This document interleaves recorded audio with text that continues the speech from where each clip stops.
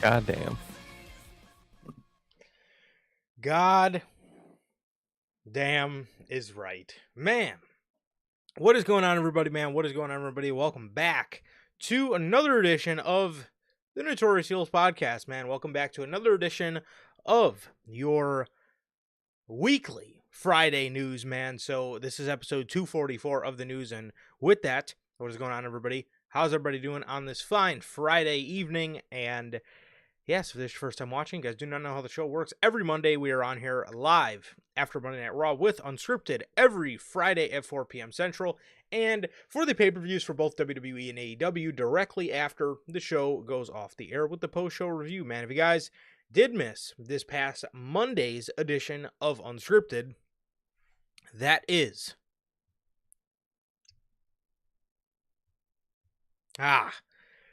WWE has huge possibilities for the trade deadline. That is Unscripted episode 225. If you guys did miss that, that is available for you guys on all platforms. That is Anchor, Spotify, Google Podcasts, Apple Podcasts, and if you want to see it first, join us right here live every Monday after Monday Night Raw for Notorious, wow, it's been a while since I did that, for Unscripted. With that, man, if you guys have not got a chance to get your hands on some of the official NHP merchandise, you guys can now find this live on the merch shop. That is bonfire.com. Link is at the top of the description of this very video, man, where you can get this beautiful piece of merch to go along and commemorate the rebrand of NHP with the next chapter design. And with that, man, if this is your first time watching and you guys do not know who we are here at NHP, I am Johnny, one half of the host of this very show. And as for the other half, we got my man Sir K here. How the hell are you, bro?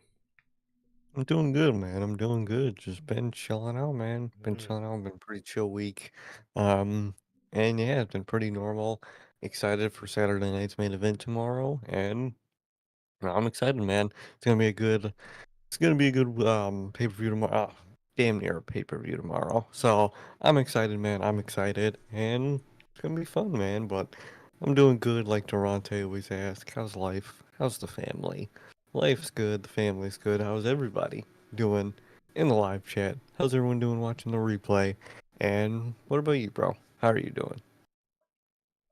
Doing good, bro. Doing good, man. Just chilling, to be honest, bro. Just chilling. Yeah, just chilling, bro. Ready to have an interesting discussion here in a minute. Yeah. So, yeah. Other than that, same thing as the last time we all talk, guys. Just getting ready for the holidays and whatnot, and wrapping up some gifts. That's always one of my favorite parts of Christmas time. Is I like wrapping gifts, for some reason, but. So that's exciting. That's exciting, and yeah, that's basically it, bro. And also excited for Saturday night's main event, and excited to see what they turn out, man. And I'm just overall very excited for the show, and obviously. We're going to end you guys with the predictions for that show tomorrow night, which we will be live for. It is up on the channel now. We will be live after the show goes off the air with the post-show review, and yeah, so I'm excited about that. Excited about that, man, and yeah, that's basically about it for that, man. So as Durante always asks, I'm good, family's good, and what about you, Durante, Logan, Bell? How are you guys doing? And thank you guys for being here, man. Whether you guys are here live or a part of the Replay Mafia, my guys JT and JB, how are you guys doing? And thank you guys for being here and joining us as always, man. So, yeah, well, wow, we have an interesting week of news. We definitely have an Mhm. interesting week of news here today for you guys, man, as obviously we have we have honestly, bro, majority WWE news, man, but we are going to start you guys off with we are going to start you we're going to start you guys off with one of the more honestly the biggest piece of news to come out of this week, and Mhm. that is regarding none other than one half of the Lucha Brothers, Ray Fenix. Well, to quote Tyler the Creator, shit was getting sticky in this bitch this week Mhm. on social media because, oh What brother, was um, man? wow. Well, let's start this off at the very beginning, okay? Before there was any tweets, before there were any glimmer of anything, we had heard a story from Fightful Select, and this was earlier this week, and they reported that there were people within AEW that indicated last week that AEW and Tony Khan might actually give Ray Fenix an early release on his deal. However, since then there was no update. There was no update, and one of the sources indicated they believed almost any outcome sets an unfortunate precedent. Mm. Well, I'll say the one source was correct. This was a situation of you're damned if you do and you're damned if you don't, bro. Tony Khan, Tony Khan always tries to please everybody, but then he ends up pleasing nobody. That's the old Mhm. saying, right? You try to please everybody and you end up pleasing nobody. He's damned if he do. He's damned if he does, and he's damned if he doesn't in this situation, bro. Because, um, I mean I could you know for um he is I would say not definitely not the fans involved. The fans are definitely damned, I would say, if he doesn't let Ray Phoenix go, because then we know this stuff is going to continue to happen, and the fans and the wrestler themselves are sort of fucked here. But if Tony Khan does let the man go, then if Tony Khan does let the man go, then he's going to have to do this kind of thing for everybody else. And is that something Tony Khan wants to do? From the looks of it, Probably probably not. not. Mm-mm. I doubt it. So, yeah, man, it looks like Ray Phoenix was going to they were going to give him an early release on his deal, but since then there's been no update, and obviously since then a lot has happened, and we're going to get into all that here in just a second. But yeah, I mean, Tony Khan is in a situation here where he's damned if like I said, he's damned if he does and he's damned if he doesn't. Either he can be the bad guy or he can be the good guy and have to be the good guy for everybody else, or else he looks like even more of a dick than he Mhm. already fucking does. Um, so that's that. That was the first piece of news that we had heard. Now we are hearing a new reporter, I guess, that he had reported some stuff about The Rock missing WrestleMania and whatnot last week, and I honestly thought it may have been some sort of a troll account, but it seems like this guy's actually having stories that are breaking across the realm nowadays. That guy being Chris Featherstone, or Chris Prolific of Sportskeeda. um, he had sent out a tweet earlier this week, a couple days ago. As you can see it on your screen, he says, "I received information from an AEW source on November 20th regarding the Lucha Brothers status. I did not report it as I was waiting for one of them to begin to speak their mind about the situation." He puts, "I was told that was coming. I was also told that day that Penta's contract was soon ending with AEW. Ray Phoenix did just that, spoke his mind. So here is some of the intel that I received. The alleged excuse that Tony Khan found out about the Lucha Brothers being in talks with WWE is fake news, and the real reason will be revealed. There is a real story behind the situation with Ray Phoenix, which is a huge injustice. Expect the Lucha Bros to go more in depth about their time in AEW, and when they are free and clear to do so, and when they do it, it is going to be ugly."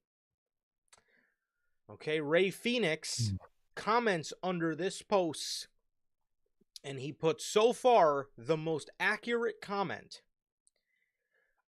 He also responds to Chris Featherstone, and he says, unfortunately, due to contractual issues, I cannot speak now, but I will have my time.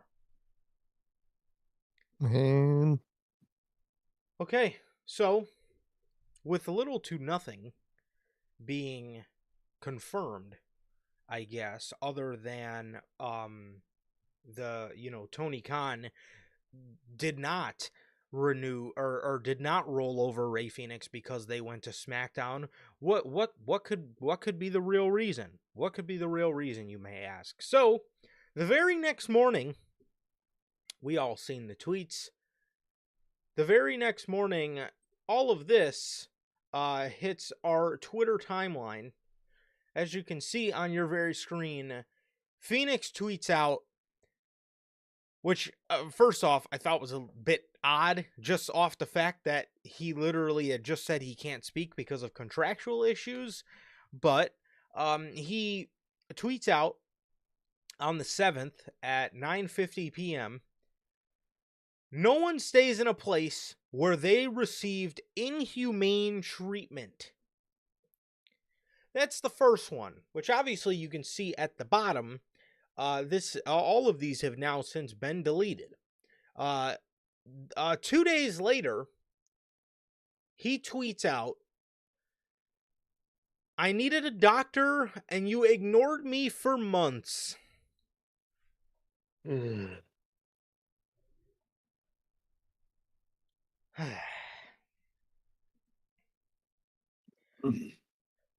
Classic AEW.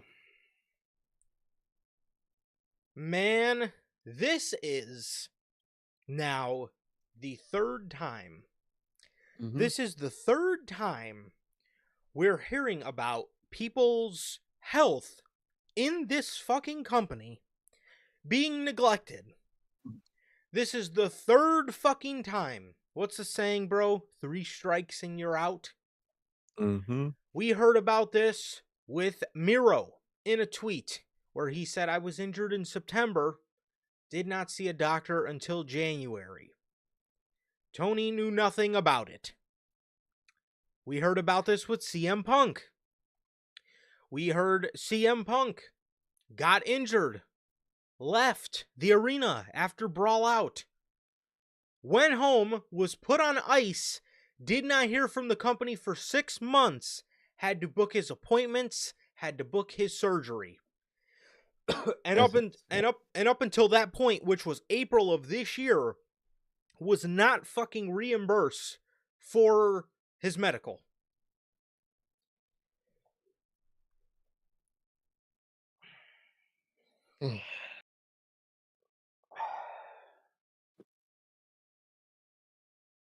And then, oh brother, let me clean off my glasses, man. Oh god, this is just.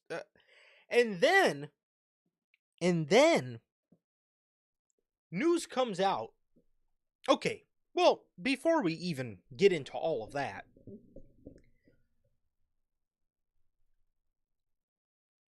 whoever, which is Christopher Daniels, this guy's job is head of talent relations. Talent relations.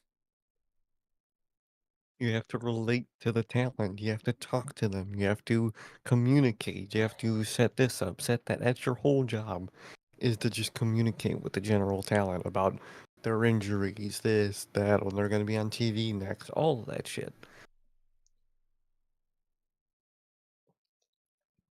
And then, look, well, good lord. How you are not in tune with your talent.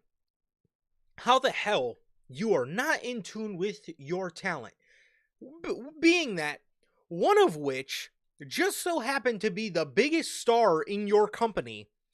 How the fuck you did not keep in contact with him to see? I mean, dude, what if CM Punk got healed early? What if something went wrong with the Yeah, surgery and had to prolong it? You would not know. How as a you would have company, no. how as a fucking company are you willing to let your biggest star sit at home and not hear anything from him? I mean, how? I mean, dude, this company the more and more we hear about shit like this company is child's fucking play, dude. How the fuck, as a company, as a big wrestling company at that, a huge sports organization that AEW is the second biggest fucking wrestling company in this in the world, really. How how as a company do you how as a company do you not keep open lines of communication, and especially when somebody's hurt? You're not keeping tabs on them to figure out when you can get them back on television? Like, you're just not keeping contact. How do you ghost someone for 6 months? What is Tony Khan just waking up every day just, "Yeah, I'm not gonna talk to CM Punk." Why? I don't know, I probably should, but I'm just not going to. I'm mad at How them. do you Yeah, I'm mad at him, so I'm not gonna talk to my employee. Like, bro, that's not how a job works, that's not how a boss works, that's not how a company is ran. AEW isn't ran like a company. It's ran like a fucking playpen. Because that's all it is Tony Khan's playpen, and he fucking acts like it because there is nothing done in terms of actual company and business, you know, activities and procedures and none of that. None of it is in place for any layer of this company, and that being an aspect of the medical of the company is insane, bro.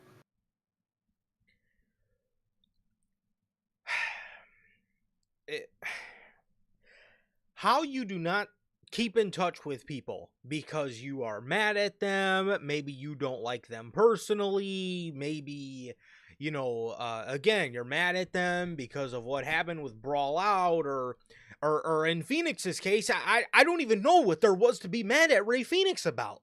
So why No, was his injury left unattended unattended. without a doctor for months? And then No. the funniest part of all of this, news comes out, and we and of course the AEW fans, they try to run to the defense. The news comes out that AEW pays for everything. Okay, you just have to book your own appointments and find your doctors and all that stuff, and pretty much do everything yourself. AEW is just the ones that pay for it. Classic Tony Khan. Gonna do nothing except send you a check. That's all he can do. That's all that man can ever do is just send a check. Homie, I get if you want that to be an optional system where you want your own doctors and whatnot and you want to do okay. Some people do want to be in charge of their own medical. That's perfectly fine. But that being the standard is fucking crazy. You don't have company doctors? And if you do, where are they? Cause what the fuck? Uh, what are you doing here, man?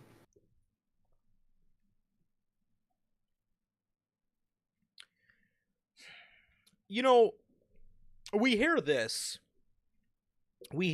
and we hear that this is the standard in AEW, of, again, these guys, they have to do everything themselves. AEW just pays for it.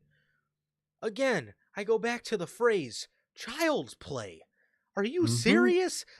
Do the Jacksonville Jaguar, if Trevor Lawrence was trying to go out on a fucking scramble and fucking broke his ankle, okay, God forbid, well, does Trevor Lawrence have to fucking go find his own primary doctor and go get some checkups and go do all his medical, and the Jaguars just pay for it?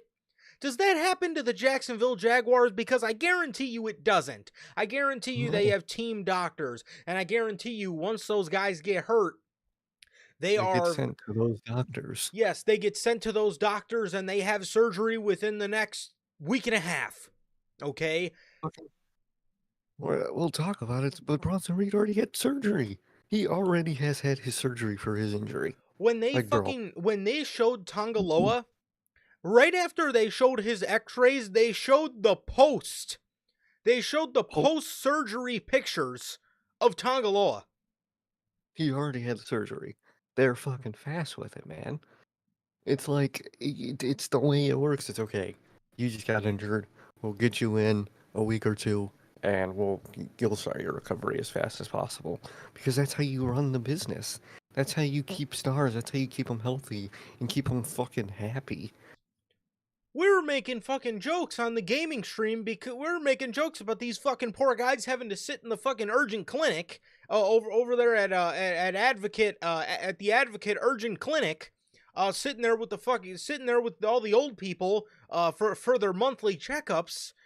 Yeah, Dude, they're sit you mean to they're sitting there fucking fucking Will man? Company of Mary in the waiting room next to some old lady.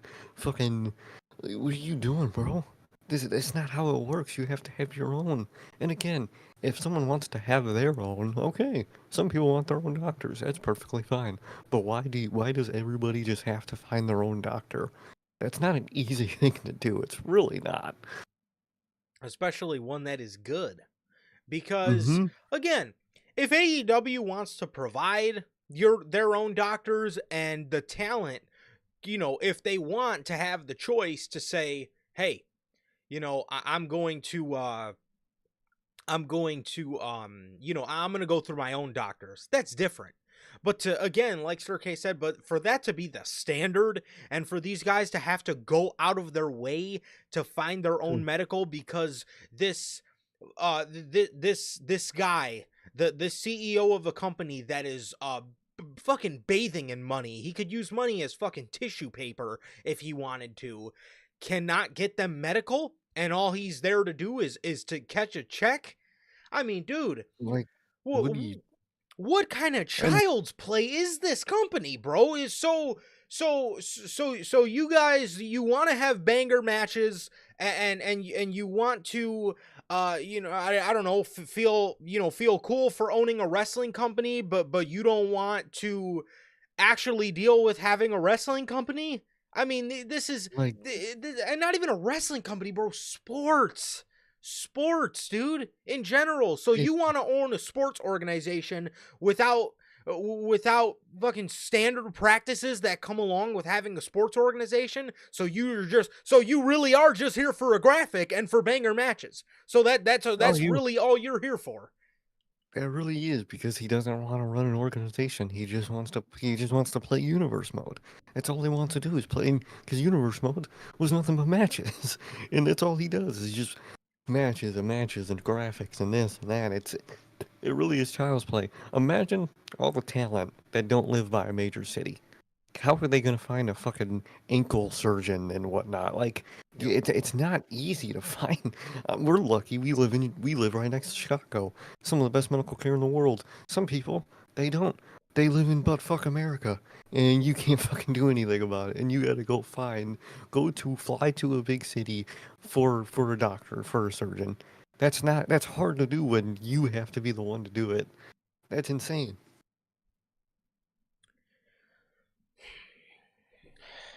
Man, we heard that, and I absolutely done about fell over, bro, because there's no fucking way a company as big as AEW is and as deep as their pockets go, you guys don't have reliable medical for these guys. They have to fucking figure it out themselves and you catch the check on the back end. What? That's insane. That's insane work, dude. This is the third fucking time. Well, they did it Twice. to CM Punk. This is twice, and this is not with Ray Phoenix, but this is twice with Miro and CM Punk, where these guys have claimed Tony Khan has no idea. Yeah, he If doesn't know what he's doing. if Tony doesn't know, dude,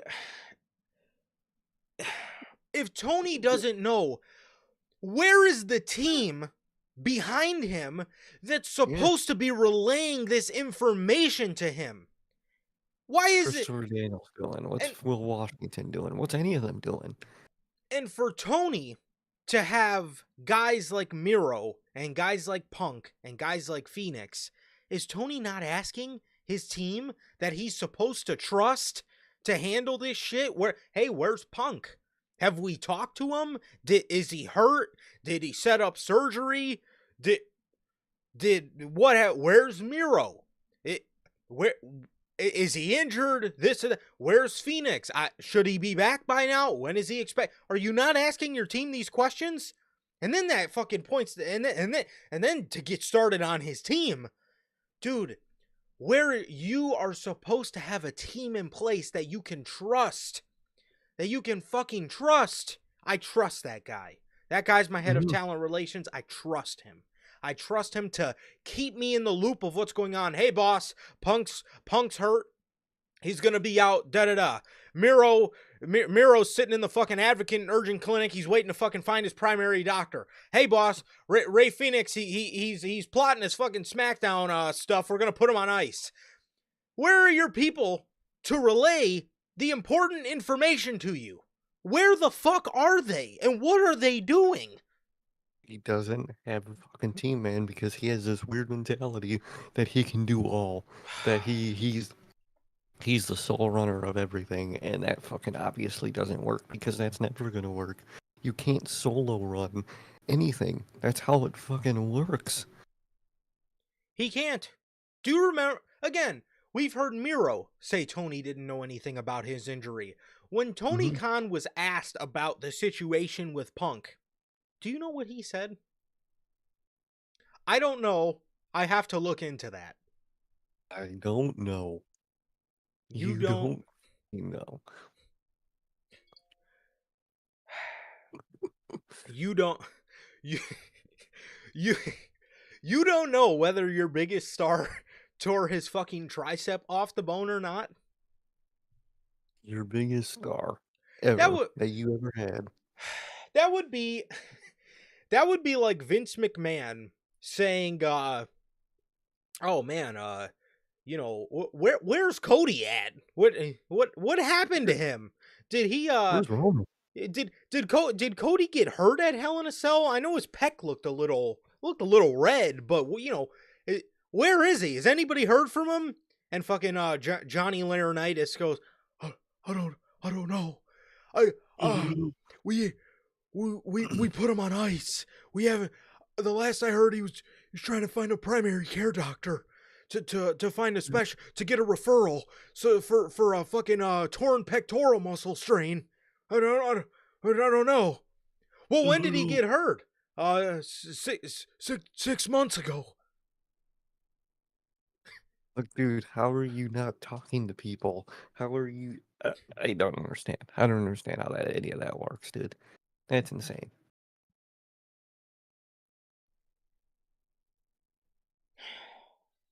Could you imagine Triple H being fucking asked at a media scrum? Hey, how's how's how is how's Tongaloa doing? I don't know. We haven't talked to him since Survivor Series. I don't know. How's Bronson Reed? Oh, It looked like he messed up his ankle real bad. How is he since Survivor Series? I don't know. I don't know. I don't know. We haven't talked He to him went in home. 3 months. He might be back soon. He might still be looking for a fucking primary care doctor to get his referral. I mean, what? Insane, bro. In fucking sane. Fucking clueless. Clueless. And his team that he puts in place. Dude, if you're going to put your friends in these positions, at least have it be friends you can trust. I mean, because clearly, Please. They don't know what they're doing. None of them do. None of them in any position knows what they're fucking doing. talent relations, your job is to relay back and forth with the talent. That's your whole job. And what are you? You're on TV playing EVP as talent relations, not doing your job. What the fuck? Injuries unattended. Ray Phoenix. And judging off this tweet, I needed a doctor and you ignored me for months. Ignored me for months. So you mean to tell me he asked and y'all Hmm. didn't do nothing? Y'all just didn't respond. You just left them on red. You just left the talent on red due to their injury. What the fuck? I'm This is a major sports organization, bro. This is a This is supposed to be the second biggest wrestling company in America, and this is what they're doing. Not gonna be that for long, I'm gonna tell you that. what in the fuck? What sloppy shop are we running here, man? Child's fucking play is AEW, man. This is absolutely ridiculous, bro. They have to find their own medical is one of the absolute most egregious fucking things I've ever heard of to come out of a Oh fucking yeah. wrestling company. And then for people to actually defend it might even be crazier. Man, I don't. What can you say, bro? What can you fucking say?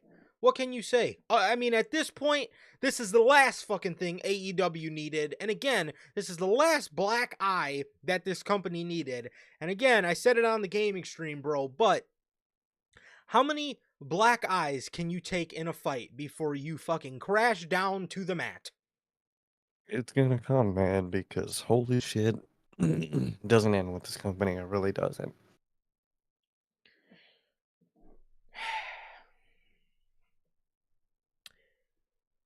Good God. Good fucking God, man. So, then this brings us to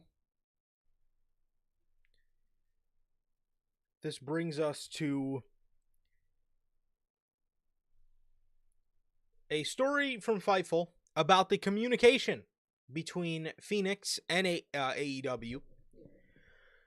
Fightful select reports regarding Ray Fenix. One AEW source admitted there have been long communication issues, but hadn't heard anything that would be constructed as inhumane, and hadn't spoken to Fenix about it. They had heard that Fenix took issue with a doctor who hadn't cleared him at one point.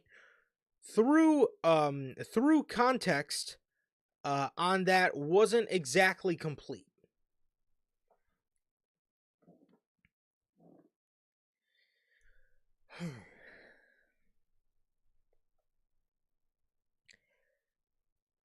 AEW.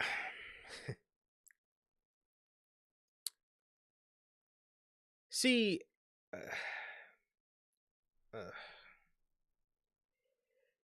this guy, man.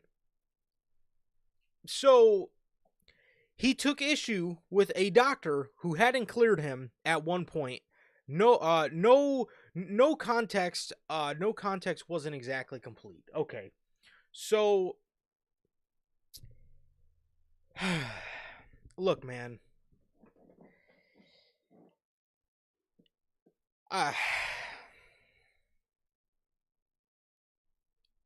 Ray Fenix, bro. So he was seeing a doctor, and he. So it says here, Fenix took issue with a doctor who hadn't cleared him at one point. So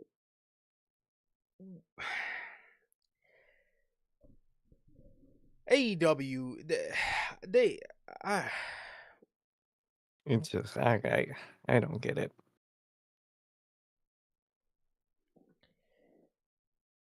how this wasn't expanded further upon, I have absolutely no idea. So he was not cleared. And I'm assuming, asked for another doctor, and there was no communication past that point. Just ask for another doctor and then just nothing. So, No response whatsoever. what do you even say, bro? There's nothing to say except the same thing we've been saying this whole time. So Phoenix sees a doctor. Judging off what we're reading here, bro, Ray Phoenix sees a doctor. He hadn't cleared him. Fenix took issue with it and was left with communication issues. No communication. There's So no he communication getting that doctor in the first place. Finally got it. Worked it out. He thought he was able to get cleared. He wasn't get cleared. He wants to see another doctor, and then nothing. No response. so you're playing with his time when he's asking, whether he's asking for another doctor, maybe he's asking for a reevaluation, we don't really know. You ignore his request for a doctor. He finally sees a doctor. Like Turkey said, he thought he was going to get cleared. He doesn't get cleared, and he's left with no communication after that. So where do we go from here? So you're actively playing with his time. He wasn't cleared, probably thought he could get cleared because, I don't know, he didn't want a fucking year tacked on to his time, and they don't clear him, but then they don't clear him, but then he's added to an injury reserve list for a year because you played with his time, probably because he Okay. thought he could be fucking cleared. Probably felt great. Yeah, and that's the thing. You took months to get a doctor in the first place. You finally get one. It doesn't, he recovers and he thinks he can make it back. The doctor's saying he can't make it back, so he wants another doctor. No fucking response from that. And then from all that, you add all that added up time onto his contract that you didn't even spend helping him heal his injury. How does that work? If it got me, I would have sued the company. I would have sued the company without a second thought. Because that's insane work, bro. That's insane, inhumane ass work. You played with this man's time and then had the fucking audacity to add time to his deal. You played with his fucking time, and man, this I'm absolutely speechless with this Ray Fenix shit coming out of this week. I am absolutely speechless. The more and more I read, the more and more I'm genuinely just baffled. I'm Literally. genuinely fucking baffled. It's insane work, dude. I don't know how any of this is allowed to happen.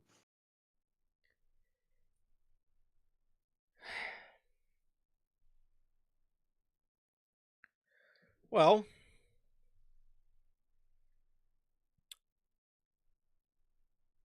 according to Melter of The Observer, AEW reportedly added 1 year onto Ray Fenix's contract. Ray Fenix, he's got a long time left.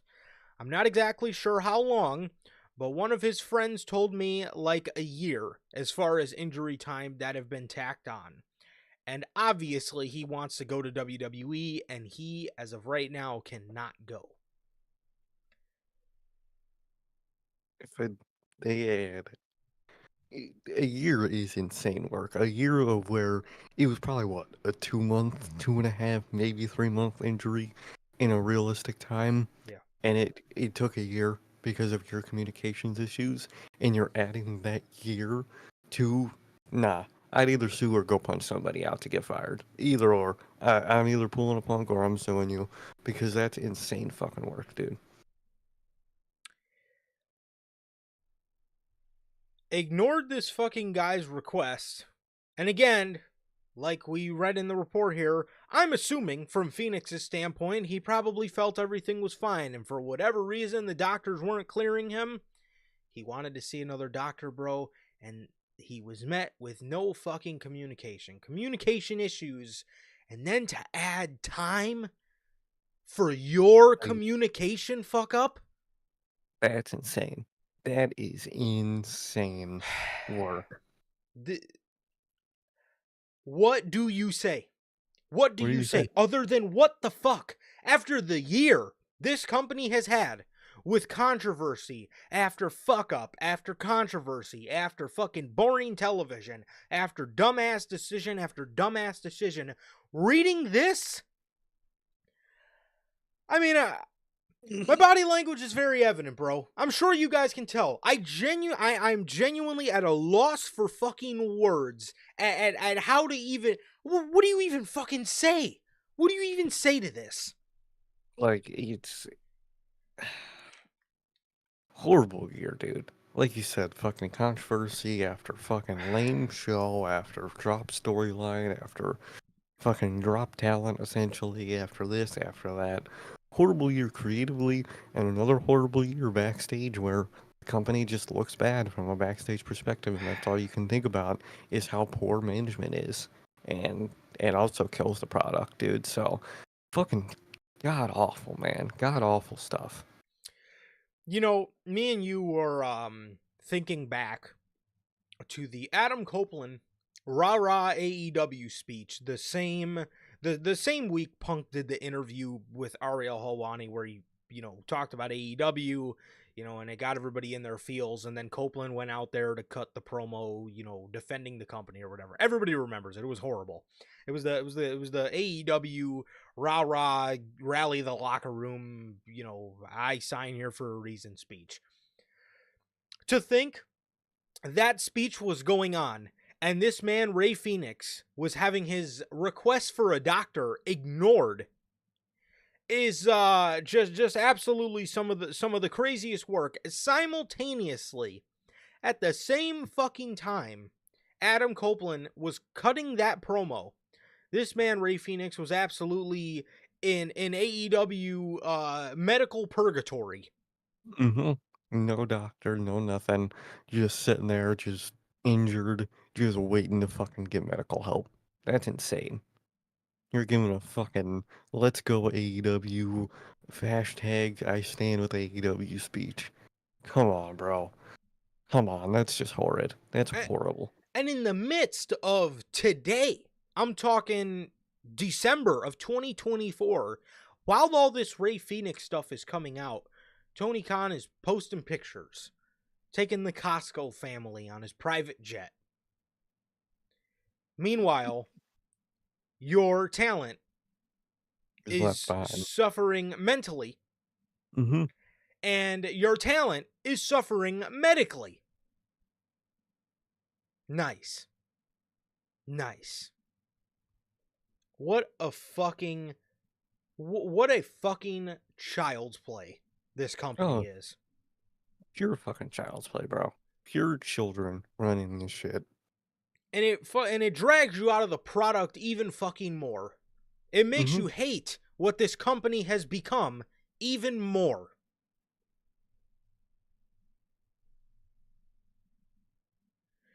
They're fucking really, really chipping away at my urge to grab the remote at 7 o'clock on a fucking Wednesday.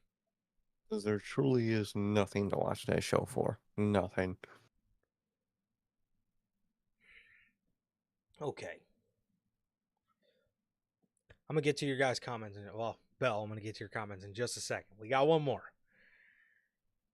WWE. What was the reaction to all this? So, according to WrestleVotes on the Backstage Pass, WWE was surprised by Ray Phoenix's tweets and is digging into what is going on.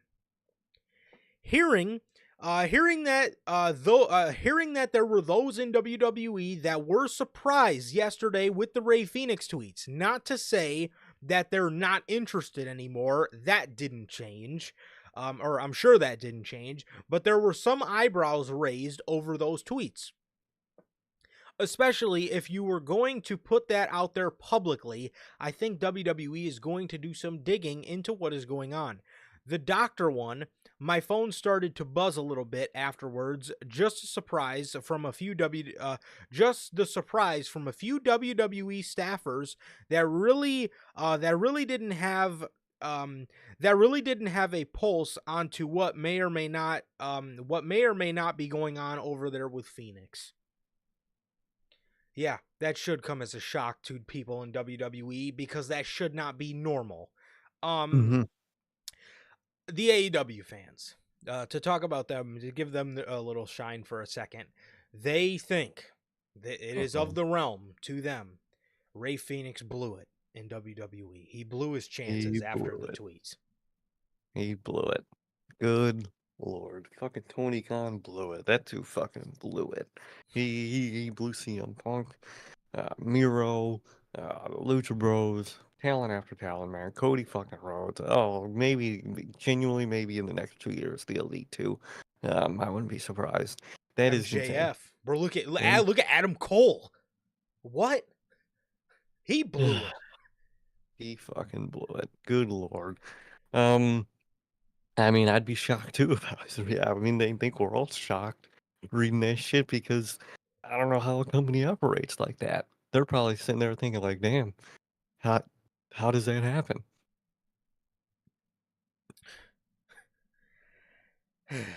Man, I Ray Phoenix did absolutely not. If Punk didn't blow his chances in WWE after everything that went on with him in AEW, there's no fucking way Ray Phoenix blew his chances in WWE. Again, Bro, bro Punk got was very. Hmm.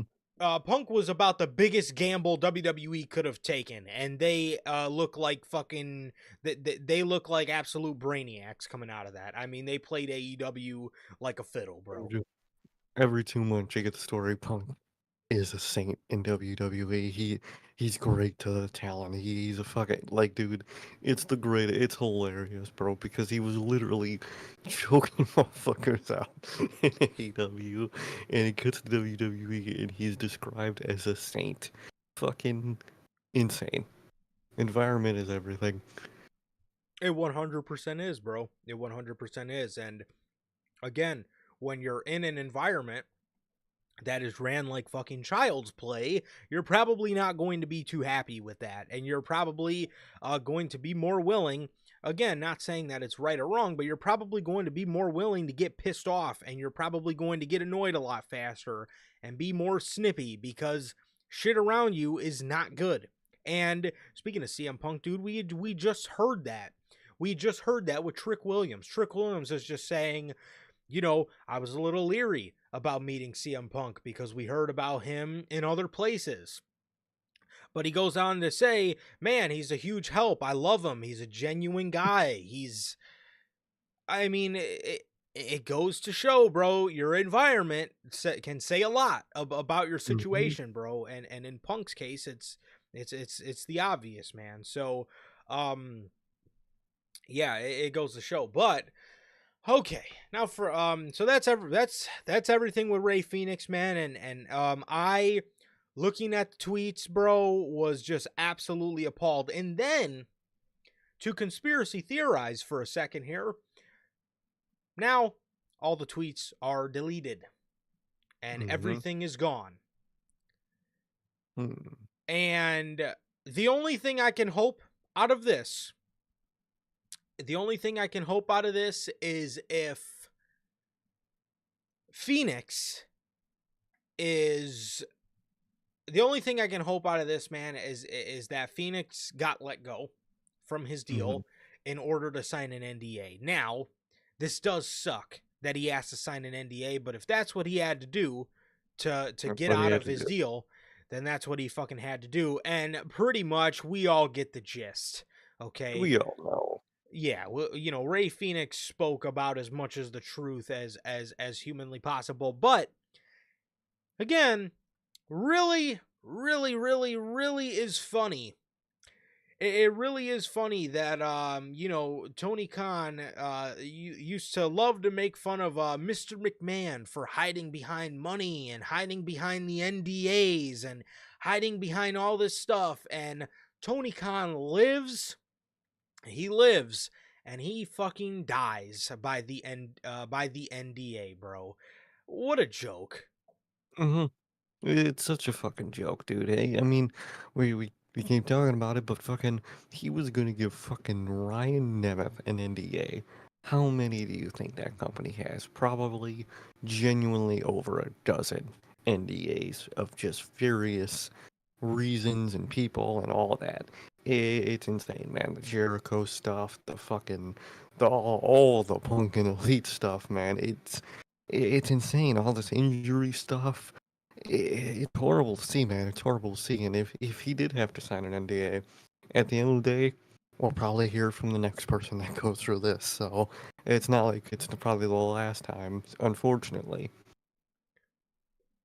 100%, man. It's definitely not. It's definitely not, man. Yeah, like I said, Tony Khan, bro, he lives and he dies by the NDA. So, it's ridiculous, and it really goes to show how deep down he knows he can't run a wrestling company. He knows he's incompetent as Mhm. fuck, and that's why he throws money.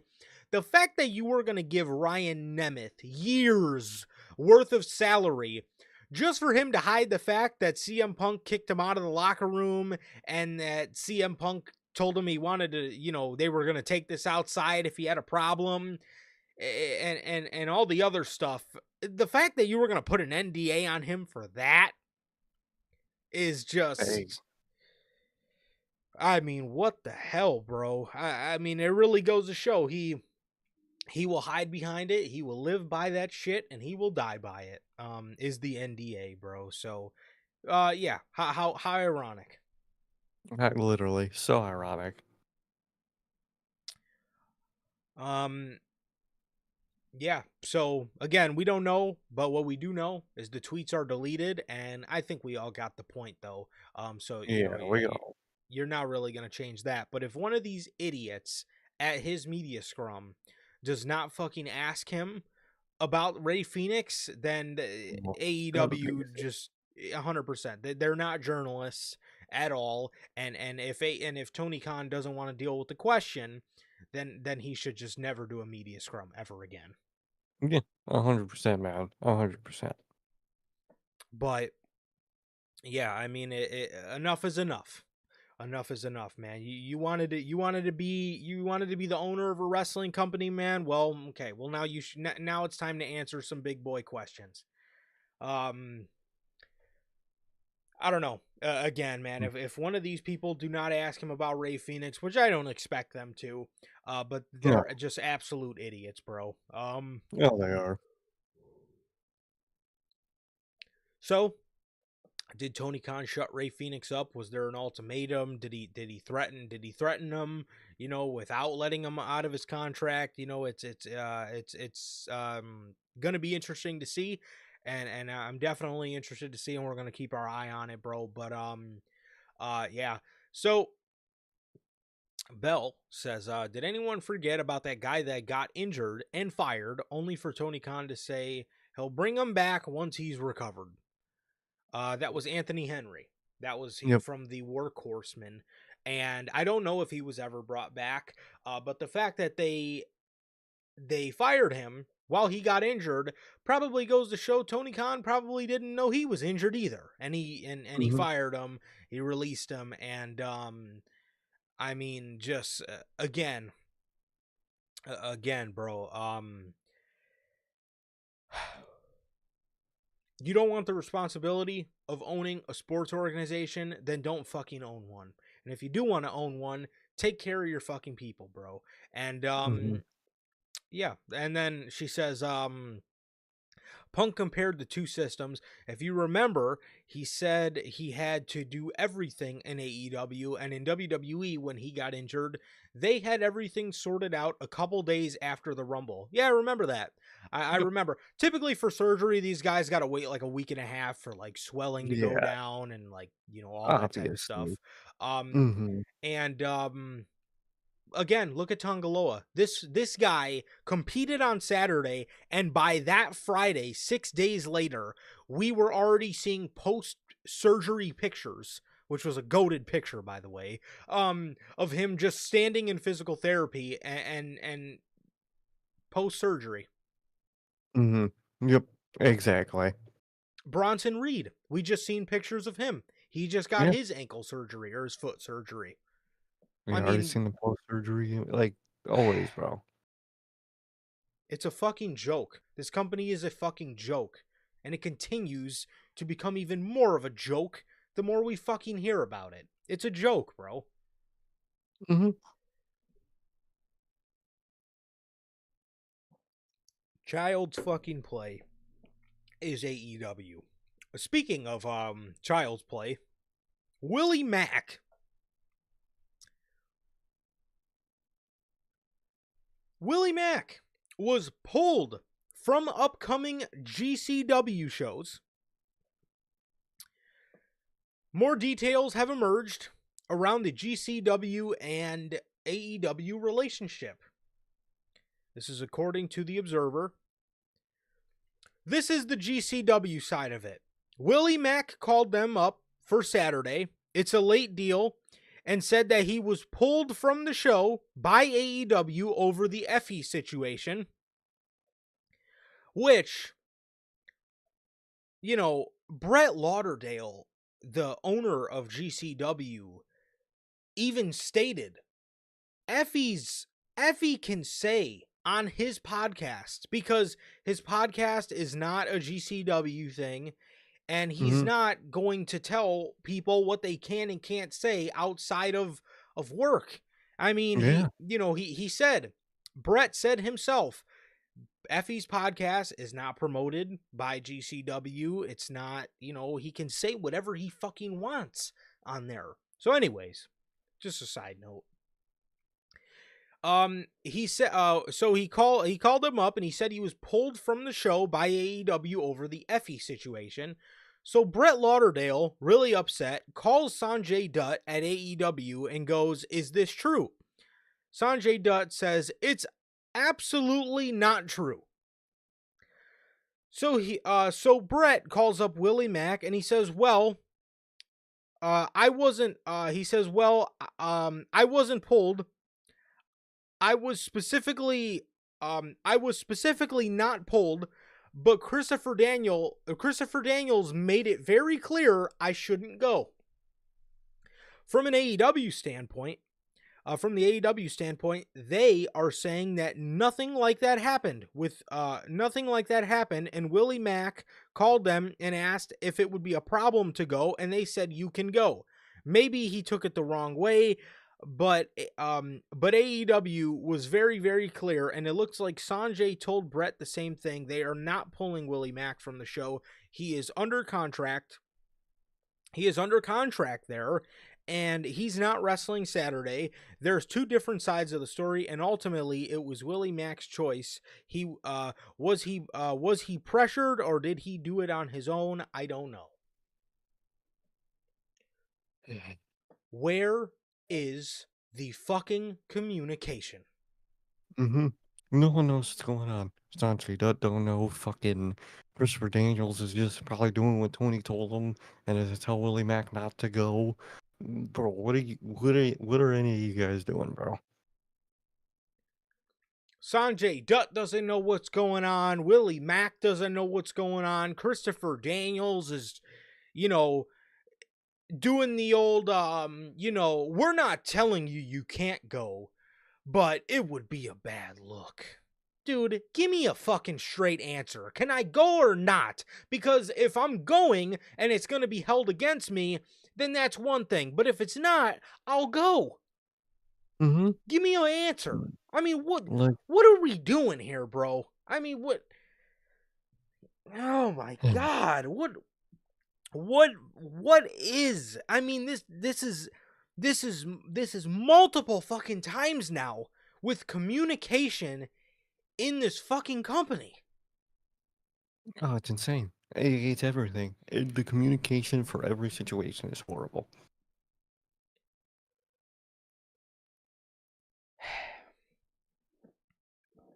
Fucking ridiculous, man. This shit is egregious, man. I mean, what an absolute fucking joke.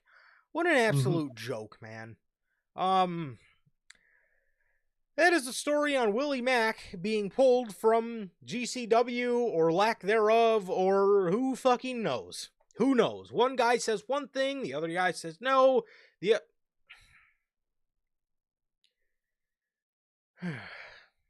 I don't Never know. fails, dude. Never fucking fails.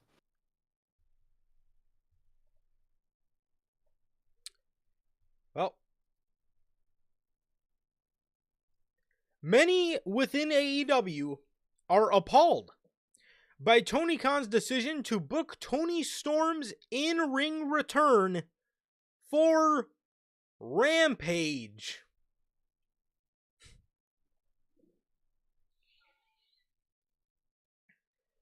Oh God. Oh, Man, they can't do anything right, dude. They can't do fucking anything right. are Your go ahead, fucking bro. Roman Reigns has returned. We're putting his first match on main event. Like, homie. Not Saturday night's main event either. That's not the main No, event Sir K's talking about. He's talking about main main event. event. Actual main event. Fucking, oh, we just got this person back. Put him on WWE speed. Like, like, homie, no one watches Rampage, and no one's gonna watch Rampage. No matter how hard you try, the show is dead and pointless. Abandon it. Please. Logan, Tony Khan says it. His fan base will back him up on that. Oh, well, he's trying to get people to watch Rampage. Well, if you want to see Tony Storm's in ring return, then you got to watch Rampage. I'm sorry. No, I'm not. Rampage is written the fuck off. Signed, sealed, delivered, done. No. Nobody fucking cares. You want me to care about AEW Rampage? We can take you back to the second AEW Rampage that there ever was. And that was called Rampage The First Dance. Okay? And that is an episode of Rampage that I cared about. We are 3 years later, and you put absolutely everything that I do not fucking care about on Rampage, and you expect me to care? I wouldn't give a shit about Rampage if you fucking put uh guy, if you put Will Ospreay versus Kenny Omega versus Ricochet versus Takeshita on that show, I still wouldn't fucking watch that show. No, I wouldn't. I would not watch that show no matter fucking what. It's a pointless show. They don't care about it, so I don't care about it. It's as simple as that. I mean, all the fans fucking, uh, you know, defending this. It's, oh, well, now you gotta watch Rampage. You just have to watch, oh, I like wrestling, so I like Rampage. That was a tweet I saw. Um, What? like, bro. Yep. Like, bro, I don't. Okay. If that's the case, then I don't like wrestling because I'm not fucking I watching like good Rampage. television. Exactly. I don't care. I like good television. Rampage, Collision, none of it's good television. So putting a returning star on one of those shows is a garbage decision. And you have to completely change those shows and rebrand those shows, or you just gotta keep them on Dynamite. End of the day. That's like saying that's like saying I like TV shows, so you make it a point to watch every single fucking TV show that was ever created in mankind. No, you like the good ones. You like the ones you Hmm. like. You like the ones that have meaning. Okay? You like the ones that have good story. And that, Yeah, like Bill says, it's literally canceled. It's which literally, let's talk about that. Why haven't we heard a formal announcement about yeah, Rampage being canceled? It sounds to me like Tony Khan doesn't want to swallow his fucking pride and admit that the show is a dud and a fucking failure. yeah. It's literally what about the fans that don't have Twitter that actually for godforsaken some reason watch Rampage? They're just gonna tune in and it's never gonna be there again, and they're gonna be confused, and they're gonna have to go look it up that it was canceled because he's too much of a baby to go out on television and just mention, oh yeah, last episode of Rampage. You know that last episode of Rampage, they're probably not gonna say this is the last episode of Rampage because Oh, like you you know it. have. Yeah, insane work. The show is literally canceled. Why are you getting people to watch it? It's literally canceled.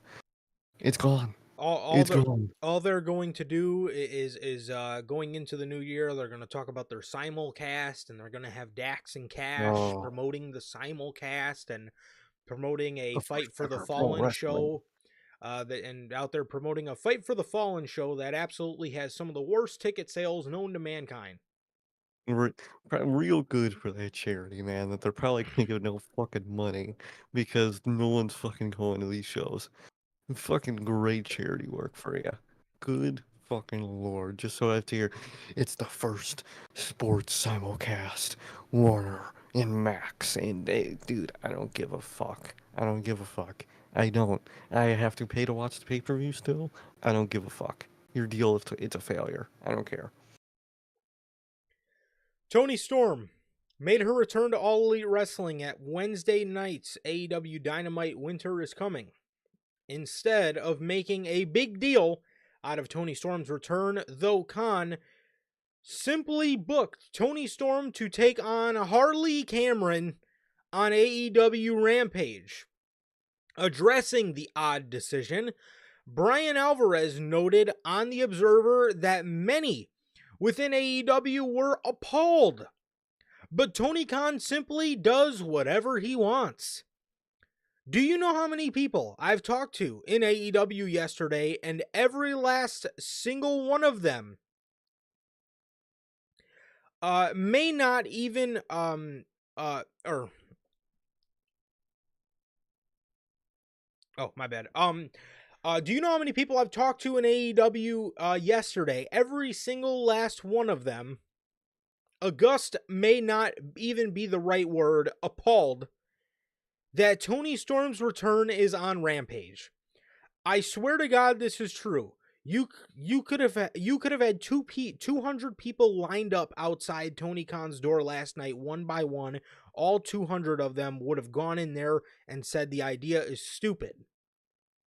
And do you want to know what? What happened at the end of the night? It would still be done. It would still be done. Because that's what happens. People argue things with him every single week, but at the end of the day, he does whatever he wants. Alvarez stated. Tony Storm made her return at Winter is Coming in the closing moments of the show following Mariah May's successful title defense against Mina Shirakawa.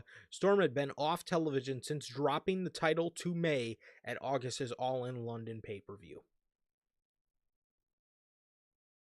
Literally everyone in the company is like, damn, why the fuck is she on that show? Call me. But he just does what he wants. That's the fucking problem. Does he not? Does he not? They didn't even crack a 6. They didn't even crack a 6 this week for the rating. Do you not see?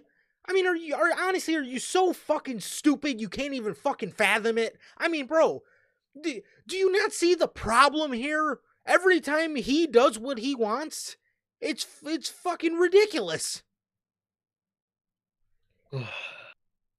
Oh Fucking my. ace. Good lord. Good fucking lord. On Rampage. A show, like Bell says, that is literally canceled already.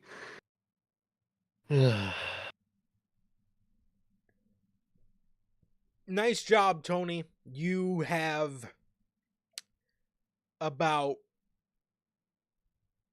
I don't know, 100K viewers watching Tony Storm's return match. The last time we seen her in the ring in AEW was timeless Tony Storm in in London at All In. It was the last time we seen her in the ring.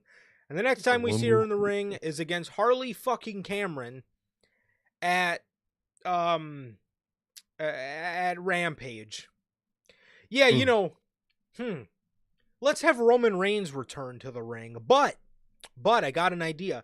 Instead of having his return match be at Bad Blood at October, let's fucking put him on let's put him on WWE Speed against Humberto Carrillo. yep. That's what you're doing here. That's what the fuck you're doing here, bro. Sad as shit. Let's have the fucking 2,000 people that showed up to Dynamite. Let's have 1,000 of them leave and then watch Tony Storm wrestle. Good lord. They are going to have a minimal audience as possible. Yeah. Mixed with everybody sitting around the fucking monitor in the back wondering why Tony Storm is on Rampage. I'm confused as fuck, like I am, because it makes no goddamn sense. And again, this is another time we're hearing about Tony Khan being stubborn. Mm-hmm. Just Alvarez doing what he says, wants. yep, Alvarez says you could have had 200 people go in there and say the idea is stupid. But do you want to know what would happen at the end of the night? He would have still done it because that's what happens. People argue things with him every single week. Do you see why a lot of these people are creatively shot and creatively don't Mm-hmm. give a shit? They just don't, because nothing. Who does this remind you of? You try and try and try, Yep. nothing gets through to him. What what Homie, he what really didn't. what are, we always hear the stories about? I sat outside Vince's office for 4 hours just for me to pitch an idea, and he just rejected it. Same fucking thing. Just no, no, no. It, why would you care? Why would you care to show up to work in the first place? People argue things with him every single week, but at the end of the day, he does whatever he wants. And that is why this company is sitting the way it is. This is Mhm. exactly why. Because of Insane. stubborn, stupid shit like this.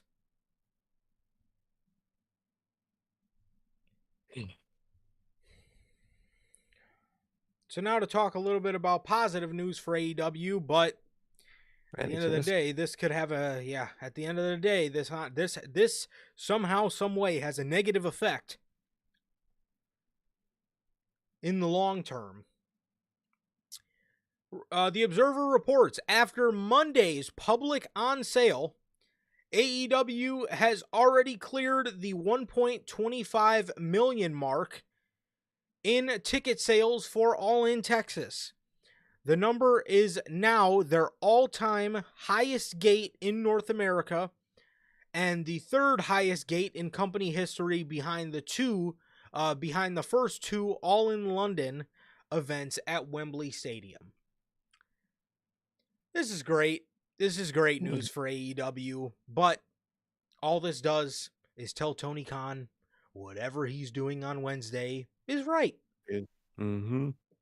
And the problem's gonna continue. They made it. He's got his fucking simulcast Warner deal. He's got this. I mean, this probably just pays for the NDA money, so it's probably just going straight to that. But probably going straight into fucking CM Punk's pocket somehow. Still, and yeah, man, good for them, I guess. But it just inflates his ego more, and it's gonna make the product worse over time. And if it could be worse over time, then my God, oh my God. Yeah, obviously, like I said, this is good news for AEW, man. I'm happy to hear that I honestly, bro, I honestly thought All in Texas was not going to sell very well. So No. I'm surprised and I'm happy for them that it did. Because I tell you guys all the time, I love being proved wrong. Okay, if AEW can prove me wrong, if they can prove me wrong and do something that I genuinely didn't think they would be able to do, it's a good thing. That's a good thing because you know that means they're probably moving in the right direction. Um but again, if all this is going to do is prove to Tony Khan that what he's doing is correct, then somehow, some way, this good news has a long-term negative effect on the mindset of Tony Khan because now he probably is thinking, "Oh, well, we must be doing things right," which they are not. And all he has to do is open his fucking eyes, but what he's going to do is have selective vision and look at things that he wants to look at. So, Oh, 100%. You know he will, so he sees this as a good thing, and it's gonna continue, man. You know it is. definitely. And I don't think we got official I don't think we got official numbers for the for everything yet. No, I don't So, think so. Yeah. Yeah, I'm not seeing anything on WrestleTix, so. mm,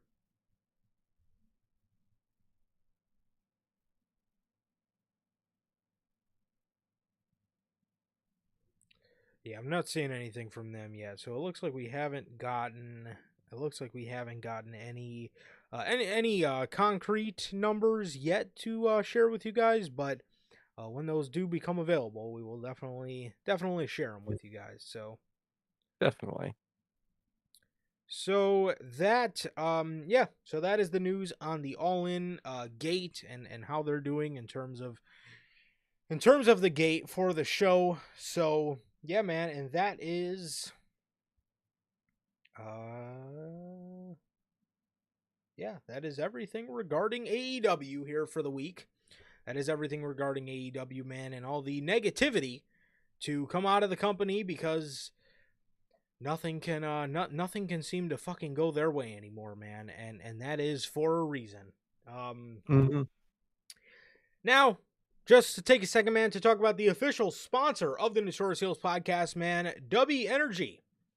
W Energy, man, an energy drink loaded with vitamins and nootropics formulated to improve focus without getting the jitters, like Tony Khan gets, man, when he's faced with a tough question.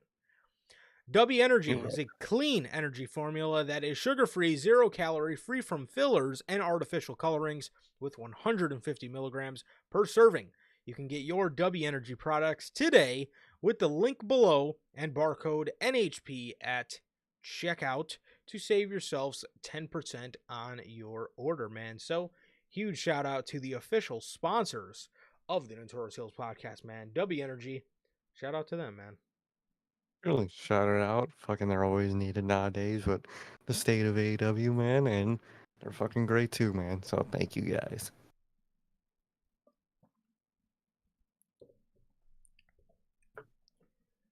Moving over here to some WWE news. Well, let's talk about people that do get medical assistance. In WWE, man, WWE was on top of these guys' injuries and nursed them back to health as soon as possible to get them back on television and not waste their time. Look Jimmy at that. Uso, I know, right? Jimmy Uso, man, he got medical assistance. Is Jimmy Uso? He got some, bro. Jimmy Uso is expected to return from injury in January after suffering a broken toe at Survivor Series last month. This is per WrestleVotes on the Backstage Pass. Um yeah, I mean this is this is great news. This is obviously great news. Jimmy's only going to be out a month, so a Good.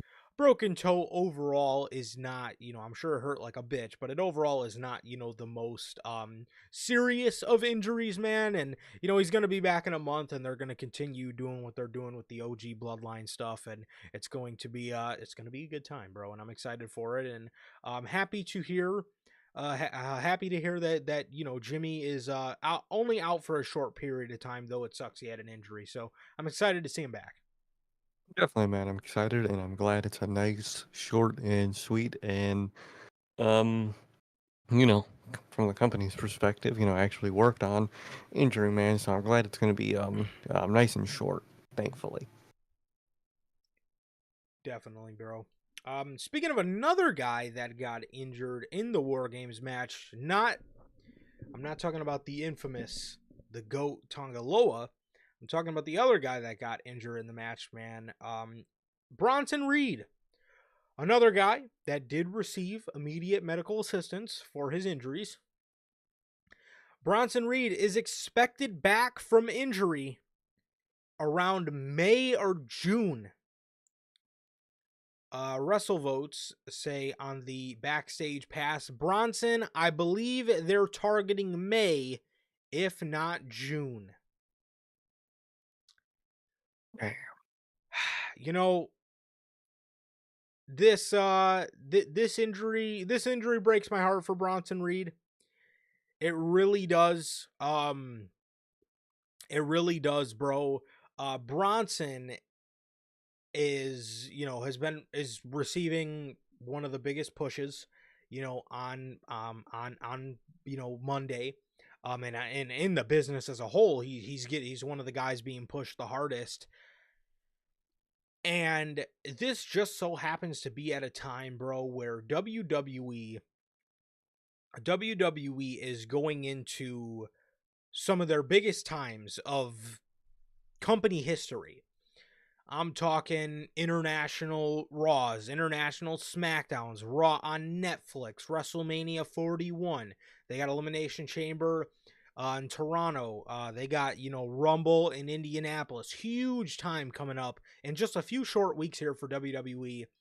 And this poor guy who has busted his ass to get himself over and has gotten over huge in the company has to sit on the shelf and idly sit by and watch all of this happen. Absolutely fucking heartbreaking. Breaks my heart for Bronson Reed, man. It really does. That sucks, man.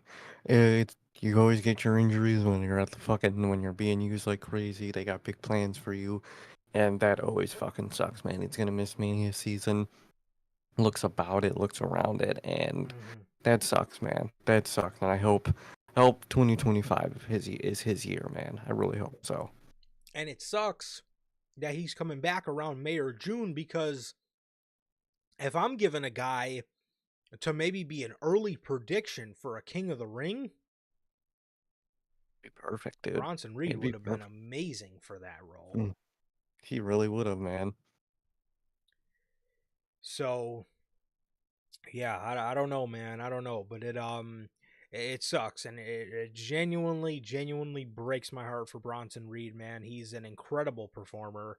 He's an incredible performer, and just you hate to see anybody injured, man. But a guy as cool as Bronson Reed, man, and a guy that just again busted his bro when he first came back to WWE. It was not clicking for him. It wasn't. No, they just weren't doing anything with him. And it was sad to see, and then to see what he did in the span of 3 months with his push. Horrible, bro. Horrible. Oh yeah, 100%, man. So I hope the best for him in that recovery, and I hope 2025 is his fucking year, man. Yeah, definitely, man. Speaking of another injury, bro. Charlotte Flair. This is the third person on this episode of news that has received immediate medical attention. Okay. Charlotte Flair. Mm. She is she's almost ready to come back, man. And per WrestleVotes, on the backstage pass, the return of Charlotte Flair to WWE television is upon us and imminent. Fans can expect a little different presentation, a fresh coat of paint per se, maybe a different side of Hmm. Flair. Now, what could that mean exactly? She's just gonna play Tessa Blanchard again. Yeah, I was gonna say when she we've already seen her kind of be dark. I don't really. Uh, I mean, unless she's gonna fucking come back as a white meat baby face, I don't really know any other roles that we've seen her in. That is she gonna come back like Nakamura and be some evil Be weird. samurai? I mean, what exact? I don't know what that means, but I don't exactly know what that means, but it's going to be interesting to see. And I'm interested to see what they do with Charlotte, but I would be lying to say I'm not a little scared that she's going to come back and just start burying motherfuckers again. So Oh, obviously, yeah, I'm always going to be scared for that, but interested to see, man. I'm going to keep an open eye towards it, but at the end of the day, man, I still am a little scared for Charlotte coming back. I always am. Maybe that since she's with Andrade, maybe she's gonna come back as like a Thunder Rosa wannabe. You never know, man. She was making all those fucking Instagram posts in pure Spanish. You know she ain't typed that shit. Oh no. Um, so you never know. I'm always a little scared when Charlotte's coming back in. So I'm scared, but I'm actually am curious this time to see how it's going to be different. Definitely. Definitely, man. So that is the injury. That is the injury timetable, I guess, for Charlotte Flair, man. It looks like we're right at the end, and she's pretty much ready to go, bro, ready to go. So happy that the injury and everything, worked itself out, and she's getting to make her way back. But again, I'm just very scared for what exactly they do with her upon her return. So moving back to a guy that we just talked about here, Bronson Reed. Bronson Reed, man. According to PW Insider, WWE scrapped plans for Bronson Reed versus Seth Rollins at Saturday night's main event following Reed's injury. This resulted in bringing Drew McIntyre back sooner than planned to start a program with Sami Zayn. Well, that would make sense. That Mm-hmm. that would make sense. Drew and Sammy seem very quick to be put on Saturday night's main event. And we all know, the reason McIntyre basically was the replacement for whatever Bronson Reed's TV time was going to be used for. They Mm-hmm. called him back early, and obviously, Drew McIntyre was called back, early because um Bronson was going to Bronson was originally going to, be in these spots, and Drew was going to, be at home for a little bit longer. I could have seen Drew coming back on that first Netflix Raw, which really even sucks more for Reed's injury because December was probably going to be a big month for him. And their last month on USA, it was probably Monday Night Raw was probably for the most part going to be centered around what he had going on. So, Mm-hmm. yeah, Yeah, very interesting to see how post injury they had to change, what was going on TV, man. So again, sucks. But it is good to have Drew back, and it is going to be great nonetheless. definitely, man. So, Um, yep, Bronson Reed and Seth Rollins was scrapped for Saturday night's main event, and another thing that especially sucks about this is I would have really loved to see Bronson. I would have really loved to see Bronson actually get that clean victory over Rollins. So yeah. Mm-hmm.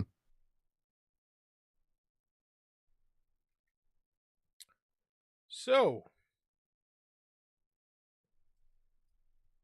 another feud on Monday Night Raw that is worth noting, or soon to be worth noting, should I say. Viper reports of PWN is reporting the Wyatt Six are expected to feud with the Judgment Day after their program with the Final Testament is done. Um, this Hmm. is interesting. I This thought is it would be the New Day first. for sure, for sure. But I'll tell you this: I honestly think it's going to be a Finn Balor list Judgment Day because I think whatever Oh, happens in the realm of the next month, I honest in a month's time, I don't think Finn Balor will be in the Judgment Day. I was just going to ask you that too. Do you think it'll be a Finn Balor Judgment Day or a Finn Balor list? And that definitely makes sense because at the end of the day, that they would have kicked out what is that, three? If JD goes with them, what, four Yeah, family members within like the year technically? So I definitely see that, man. And it's interesting. I thought they would go for the New Day first before Judgment Day, but either or, it's very interesting to see how that goes, and I'm very interested to see how the Judgment Day looks with that and whatnot. So it's very interesting. 100%, 100%, man. And it is all, I had mentioned on Monday, or no, I had mentioned on the gaming stream with, in terms of Finn Balor, man. Again, not only do I see Finn not in the Judgment Day in the next month, but to be honest, man, I really do see. I really see Balor jumping brands, man. If you break up Judgment Day and you take Finn out of that group, you gotta move him. You gotta move Brand so he has a fresh crop of Oh, people to work 100%. against. Oh, 1,000%. So it looks like the Wyatt Six are going to be feuding with the Judgment Day after the program with the Final Testament is done, and after that, maybe I don't know if maybe they do it when the New Day get back together or whatever the case may be, but I would. I would love to see I think the Wyatt Six and the New Day is another one that is on the table. Huge. So, Oh, definitely. Definitely. but yeah, so that is the news on plans for the Wyatt Six. But I'll say this, man. You know, please, dude, just I don't know what you got to do, bro, but just the Wyatt Six, something's got to change. Oh, yeah. So, so, They they mhm. what were you saying? No, go ahead. Something's got to change with these guys, man. Because, dude, this just they need to be.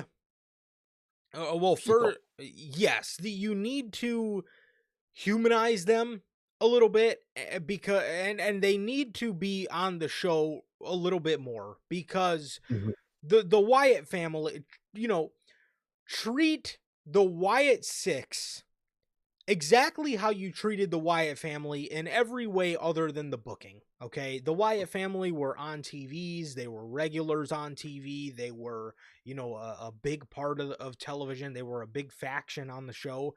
The Wyatt Mhm. Six feel like a special attraction.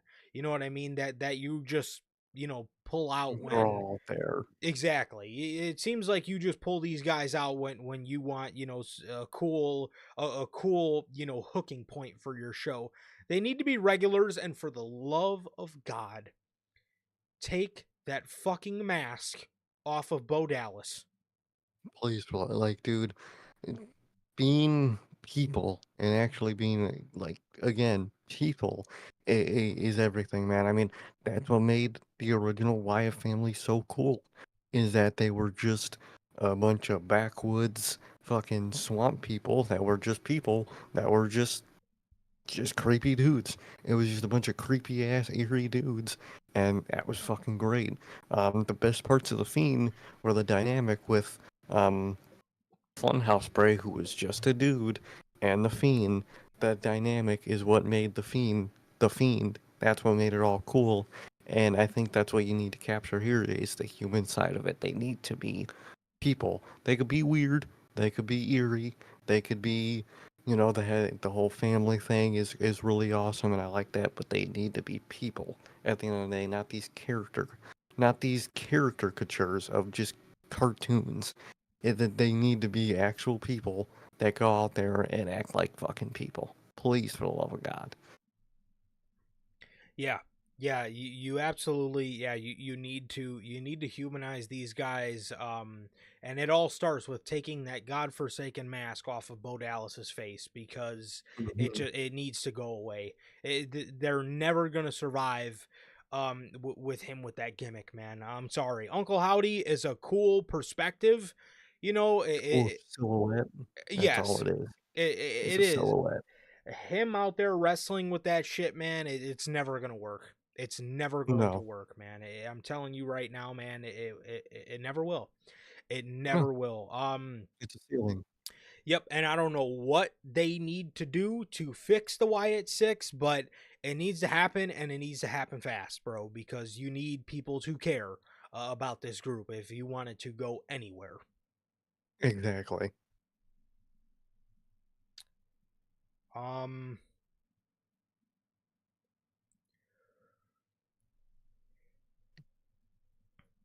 TKO COO Mark Shapiro has stated via the UBS Global Media and Communications Conference. He states there is definitely an opportunity to expand WWE pay-per-views to 2 nights following the change for WrestleMania and SummerSlam. Please no. No, like SummerSlam, Mania, makes sense. They're Makes big sense. shows. Yeah. Gotta get a lot on them. Whatever. If every show is 2 nights, then no show is 2 nights because they mean nothing. Exactly. Exactly. You know, the reason it was okay with SummerSlam is because, you know, Royal Rumble, Survivor Series, Money in the Bank, right? The Big Five, you know, they all have their thing, right? Royal Rumble has the Royal Rumble. Survivor Series has War Games. Money in the Bank has Money in the Bank. WrestleMania, the big attraction on WrestleMania, other than it being WrestleMania, is, you know, the 2 night factor. You know, it gives a big feel, right? It's a 2 night show, huge feel for the show. For SummerSlam needed something, It needed exactly. It was never. and 100%, 1000%, especially the way they were booked. That was one of the biggest detriments. Mhm. It always ended up being one of the worst, you know, big pay-per-views of the year because it was just so bland. But now you're adding the 2 night factor. Okay, that gives it a big feel. I'm telling you right now, if you do a 2 night Backlash, 2 night King and Queen of the Ring, 2 night Money in the Bank, 2 night Royal Rumble, 2 night Survivor Series, it's going to water down the concept so much, and it's going to just make the fucking concept lame. Not every, like we always say we always use the analogy with titles. Not everybody needs to have a title. Well, in this case, not every fucking pay-per-view has to expand over 2 nights. You can do things in one night, especially with your quarterly specials that you're doing now. You know, last week I said I like the idea of Saturday Night Main Event taking place a week before the Royal Rumble because Royal Rumble is a 4-match card, really a 2-match undercard, okay? 2 fucking Mhm. matches. But with Saturday Night's Main Event, the second one, now this gives you an opportunity to expand Royal Rumble without expanding Royal Rumble because you can put things you would have had on your Royal Rumble undercard if you had all the time in the world, and you can put them on Saturday Night Main Event, and you can basically use that as your Royal Rumble undercard leftovers. And that's a great Mhm. concept. I like it. Oh yeah, that's how you do other shows having a 2 night is you do something like this. Like you said, with Saturday night's main event where it's basically like an honorary night 2 or night 1. It's not official, it's not Royal Rumble night 1 and night 2, but it does that same job but simpler and in a better way without watering down everything you're doing on that show, man. So I don't think you should do 2 nights for more pay-per-views than you do now and do the system you're going with right now. For sure. For sure, bro. So that is the news on WWE COO, TKO COO, Mark Shapiro he's talking about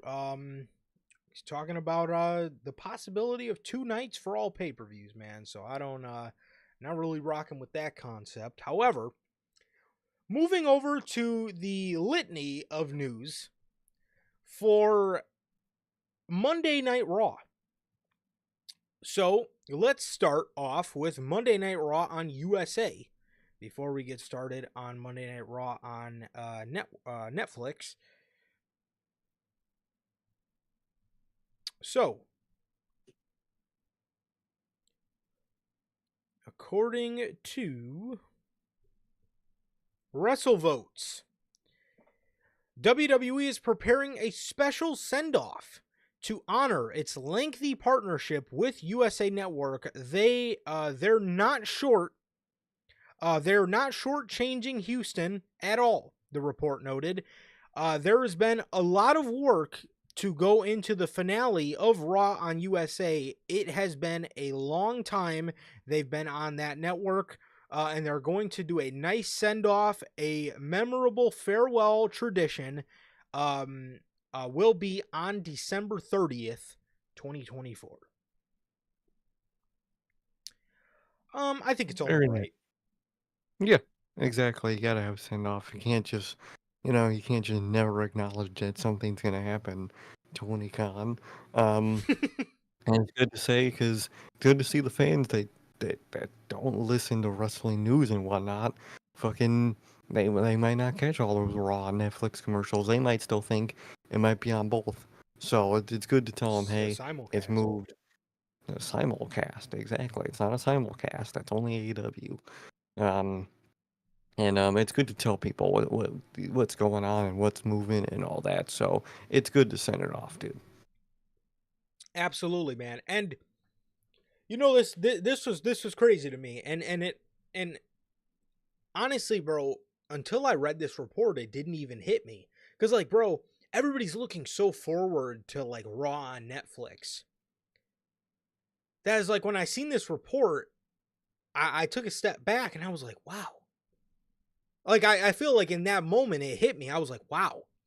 Monday Night Raw is leaving USA Network. Like, and then it got me thinking, like, dude, for as long as I've been watching wrestling, Monday Night Raw has been on the USA Network, and it just got me thinking, bro, like, wow, like on USA, bro, we seen so much like iconic, historic Everything. moments. Like, I mean, like to this day, dude, I remember watching like the pipe bomb live. I Hmm. remember watching the Nexus debut on WWE television, bro. I remember watching like the Shield and John Cena and all of his feuds that ran through, my childhood or whatever. Team Hell No, all those segments, bro, and then Jericho and the Hmm. Wyatt family and the New Day, and just all the moments with just all these different acts, and it was just crazy to me that like I don't know. I feel like at least I'm so wrapped up in like, man, Monday Night Raw on Netflix is gonna be so sick. It didn't even hit me like, wow, like It's tough. USA Raw is about to be done, and like, look at all of just the amazing moments that we got from this era of Monday Night Raw. Literal decades of moments on that network. It's crazy, man. So let's see.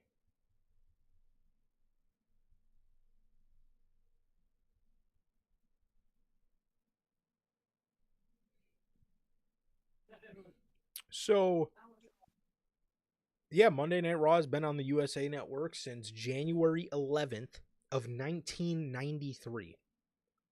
So what is that, In 31 years? Yeah, that's insane, dude. 31 years on a network.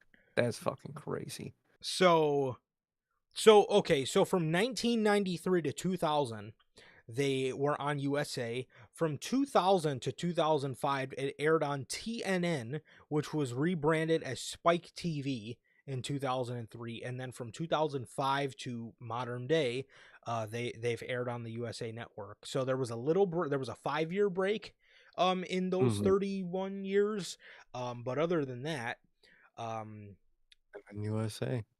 or am I calculating that right? Yeah, 31 years. So there was a 5 year break in there. So 26 years of a partnership in total um, but it was crazy. It was crazy to me, man. It was like just in that moment yesterday, I actually, was like, wow, like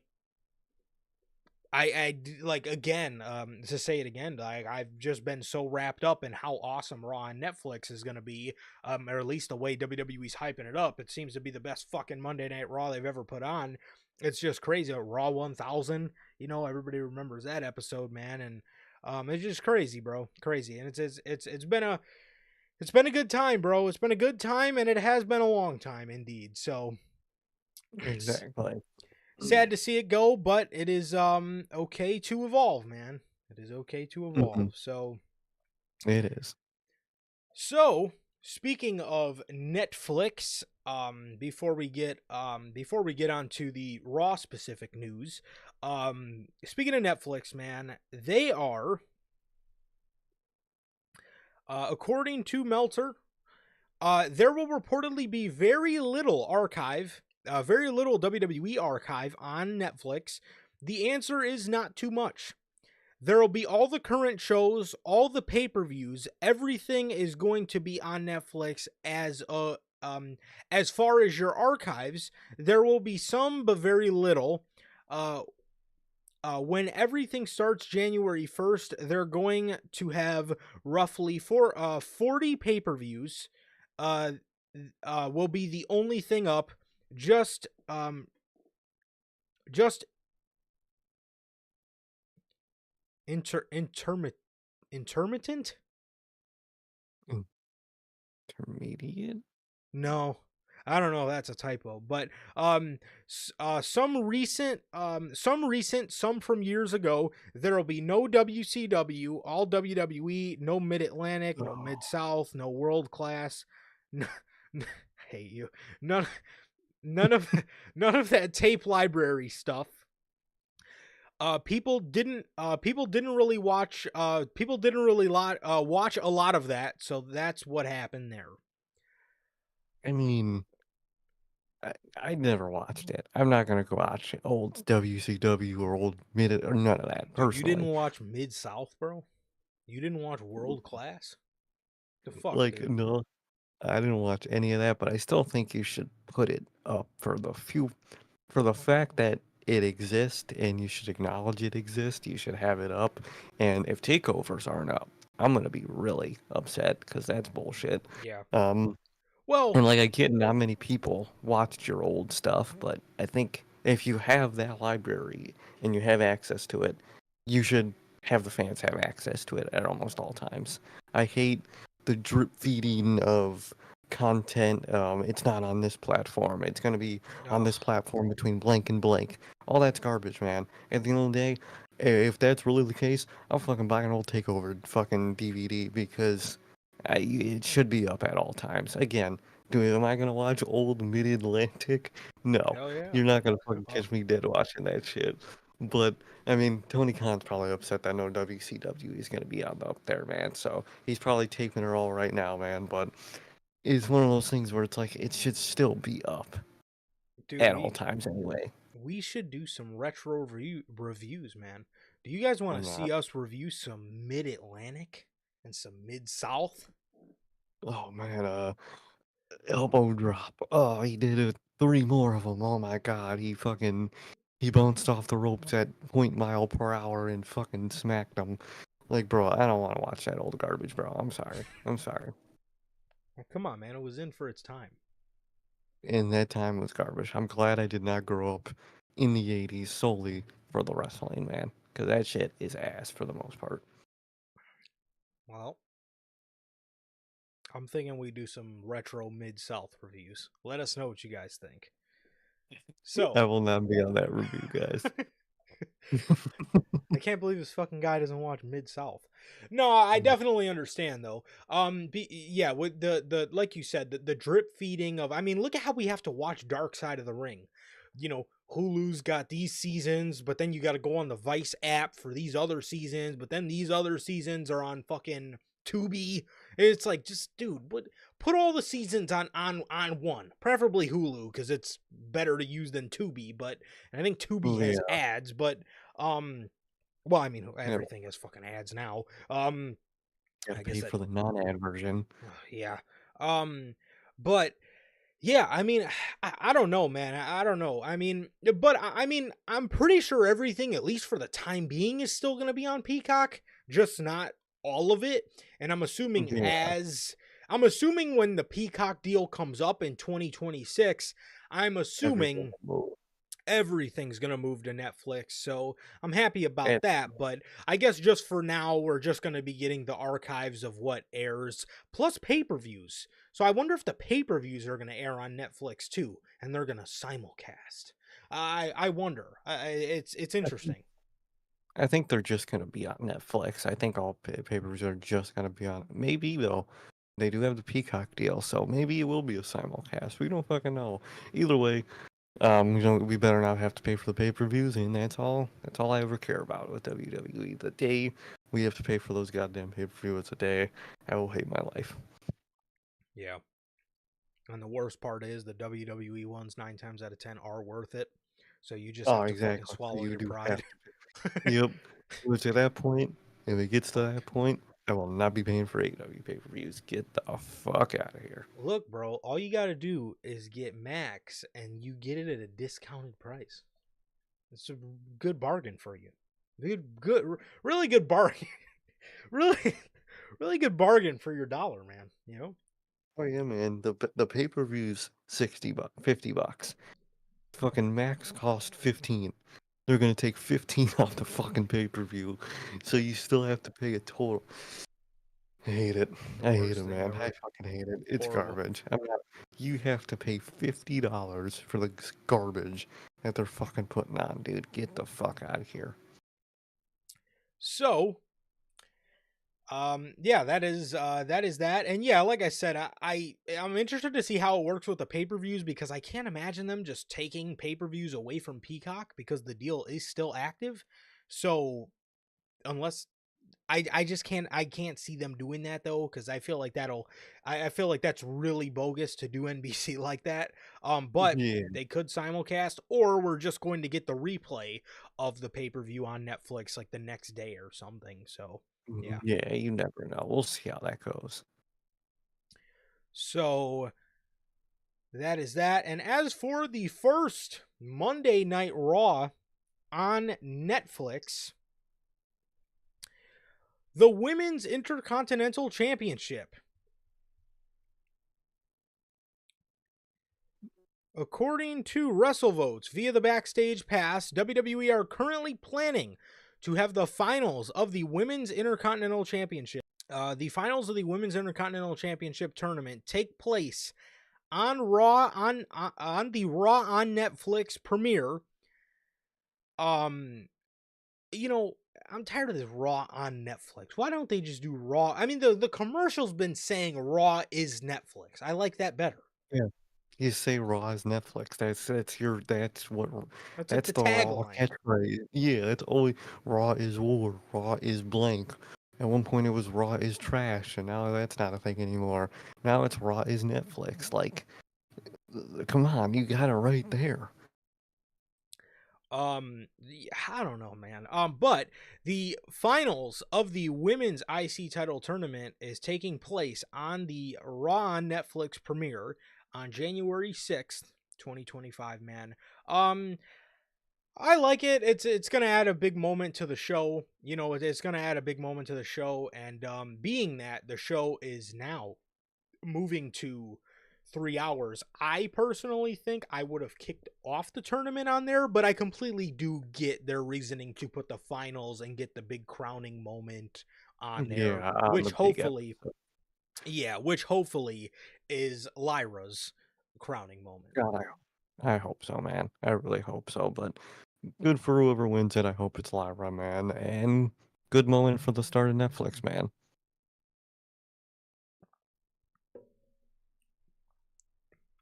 So, with that, speaking of championships, we talked about the trade deadline, the transfer window, and according to PWN, the expectation right now is that one or two titles will be swapping brands during the transfer window.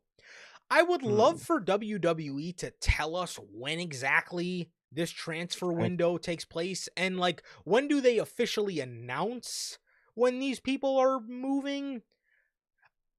Mm-hmm. Definitely, Which man. did you see? I'm not going to say it because I don't want to spoil it for you guys. Did you see the spoiler on Carmelo Hayes' opponent? No, I actually didn't. Is it good Okay. or bad? Well, I'm gonna text it to you. Don't say Okay, it, okay. but I need to get your live reaction. Let me just say it out loud.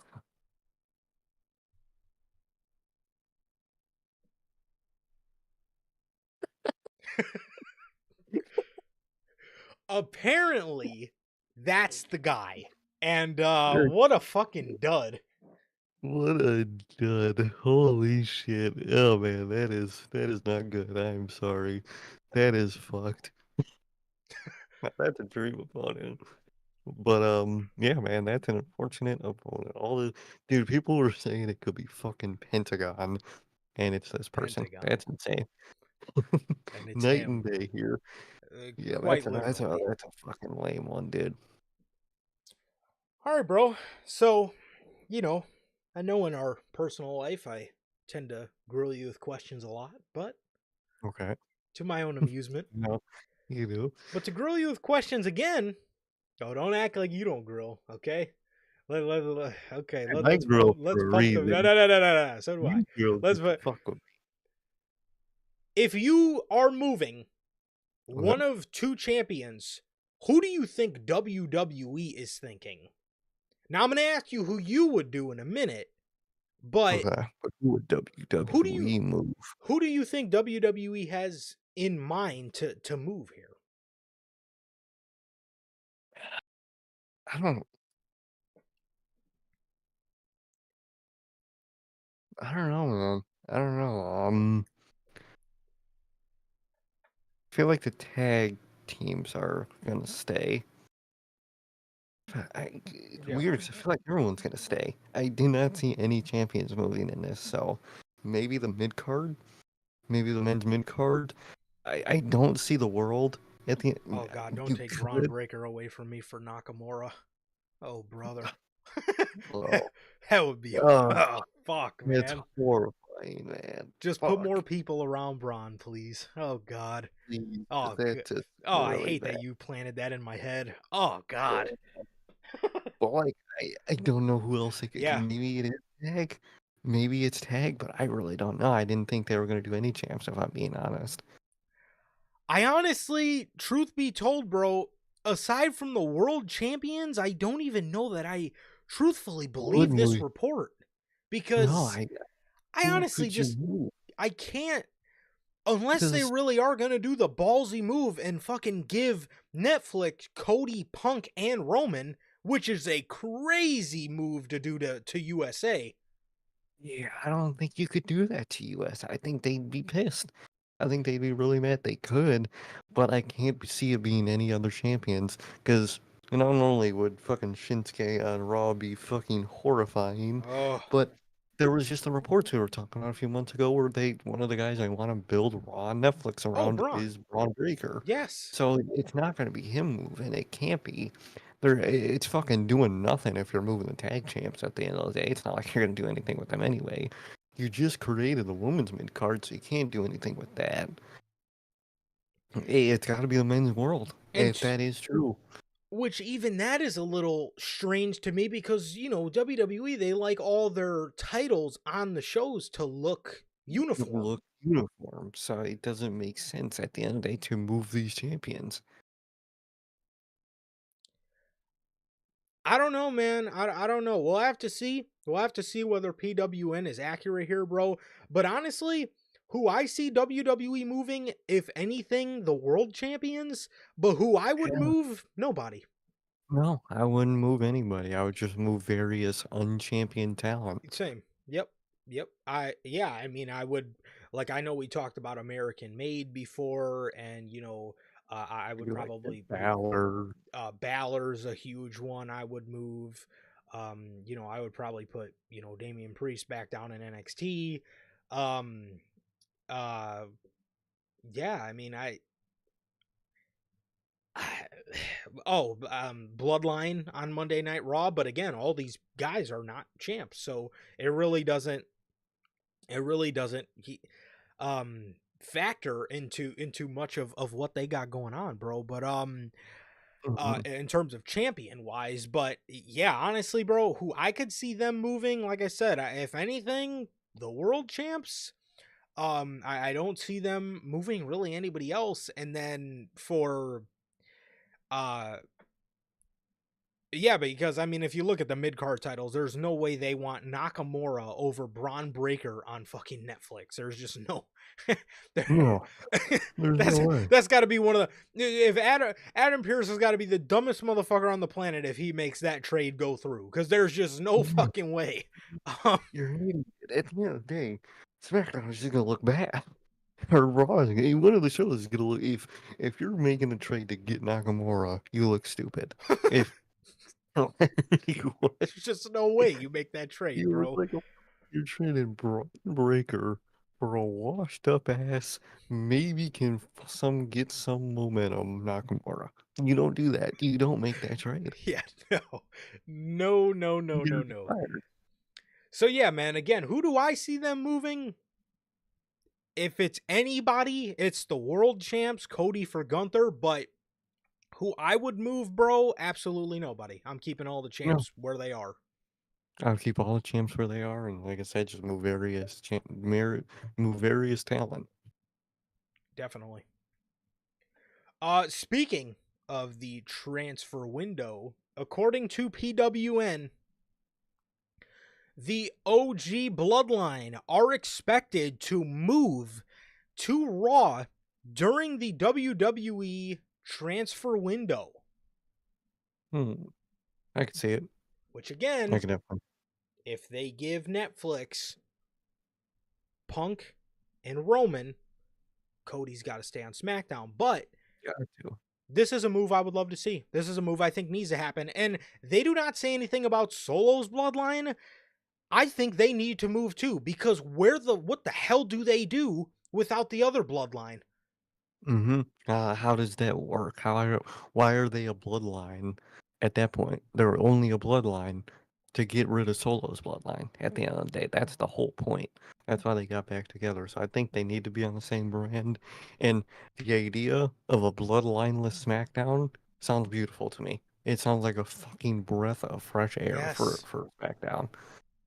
Yes, because Because then Raw can take it. oh, for sure. They got and I mean they got the TV time, but they're both going to be 3 hours, but dude, SmackDown for so long has been Bloodline Central.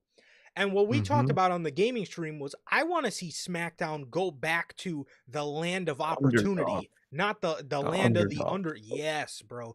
The show where you seen guys like Jeff Hardy, guys like Edge, guys like and then obviously you had the big stars like Undertaker on the show, guys like Mysterio, guys like AJ Styles, Baron Corbin, Dolph Ziggler, the fucking Miz, Mm-hmm. Bray Wyatt, and Luke Harper, and the new Wyatt family.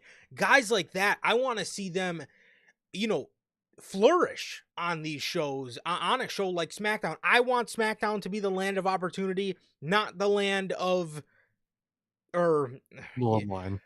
yes, I want SmackDown to go from the island of relevancy to the land of opportunity. That's what I want That's what I from, want. and I want the bloodline, both bloodlines, everything bloodline to move from SmackDown, and I want them to go on to Monday Night Raw. And again, Monday Night Raw is going to be the flagship show. The flagship show should have the flagship storyline on it. And the bloodline Mhm. is the best storyline in WWE today.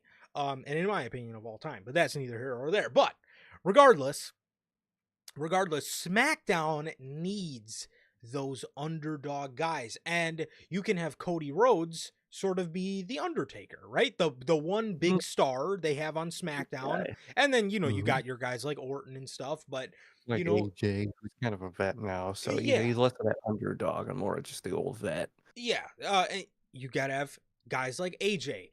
Owens, LA Knight is a guy that screams SmackDown. Santos Escobar is another guy that could flourish on SmackDown. And then you could have your guys like Andrade. You can put those kind of guys on SmackDown. Your guys that are looking across the land for some opportunity, man. So and SmackDown can give it to him, bro. But that's what I would do with SmackDown. And again, the Bloodline is the flagship storyline. Put the Bloodline on the flagship show. And Monday Night Raw is going back to being the flagship show, man. So, you know, um, Yeah, so that's what I would do, man. That's what I would do. I would again, I know it says the OG bloodline are moving to Monday Night Raw, but I would honestly move both bloodlines to Monday Night Raw. 100%. I think they are. I think that's just best for SmackDown. It'll be fucking such a breath of fresh air for SmackDown. And speaking on that topic, bro, Chris Featherstone is reporting Roman Reigns is currently scheduled to compete on the Raw on Netflix premiere on January 25th. This match will mark Reigns' first match on the brand since 2022, which Damn. this leaves a lot to speculate that this could be against Solo Sikoa for the right of the tribal chief. Ooh, maybe that's So, where we see The Rock. we'll hold that thought, because if Roman goes up against Solo, if Solo loses, does he just go back to fucking SmackDown as a loser? Which is again why I say put both bloodlines on Monday Night Raw. And quite honestly, I would probably have The Rock help Solo beat Roman. Have Solo beat Roman or have him be put on Raw. Maybe he's not going to be put on Raw. And, The Rock, at the end of the day, he's also above Triple H. He makes the decision and he puts them on Raw too. You could do something like that. He gets the final boss. Something like that would be dope. Yeah, 100%, bro. 100%. I think that would be very cool. And yeah, but there's just no way Solo, because if you separate these bloodlines, if Solo loses, when he goes back to SmackDown, the only thing left is for them to turn on him, which then what really happens to him? And if he wins and goes back to SmackDown, now what? The point. Now Exactly. What does he do after that? you just won. Now you're just the tribal chief, and now we again just inevitably wait until this all blows up and they turn on Solo. You need to put both bloodlines together. It needs to happen. And yeah, there's no way you separate these two bloodlines right now, man. So, but with that, man, I'm excited to see what Roman Reigns does on the premiere. And regardless on what it is, I just really hope they do the right thing and keep both of these two bloodline acts together. Exactly. More Monday Night Raw on Netflix news. WrestleVotes is reporting on the Backstage Pass that John Cena and The Rock hmm will both be at the Raw on Netflix premiere on January 6th, 2025. Well, I guess that pretty much all fingers point to, well, first of all fingers point to the farewell tour starting that night. And Obviously. all of the other fingers point to The Rock somewhat being intertwined. Okay, I'll put it this way. The Rock is not showing up to do Rudy Tooty Booty candy ass jokes and all this No. other stuff. The OG Bloodline's moving to Raw. Roman Reigns is competing on that show, and The Rock is going to be there. So I think all fingers point to some indication on what's happening with the bloodline on that show. Unless The Rock shows up. I mean, Cody's slated to be on the show too. So it's going to be interesting. Gonna be very interesting to see what The Rock is gonna do, how he's gonna insert himself into what. It's gonna be very interesting. Crazy times coming upon us, bro. I am so pumped for this. And obviously, as for John Cena, I know a lot of people wanted to see him start the farewell tour at Raw on Netflix against CM Punk. Do not, absolutely do not give that as the first match to the farewell tour. No, no, you gotta save that one. That is the most AEW way of booking things I have ever fucking heard of, bro. First night? That's a little Mm, crazy, bro. It's crazy. It really is. Um,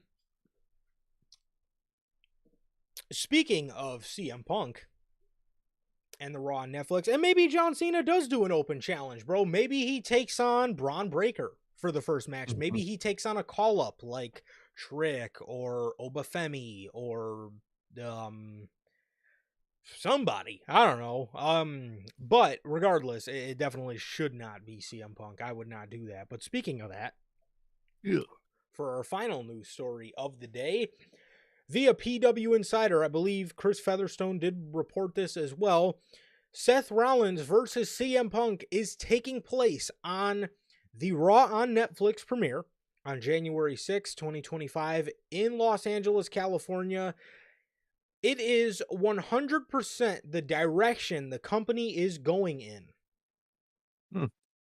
Very interesting. Very interesting to see how Mania might shape up if that's the case. Definitely. Definitely, man.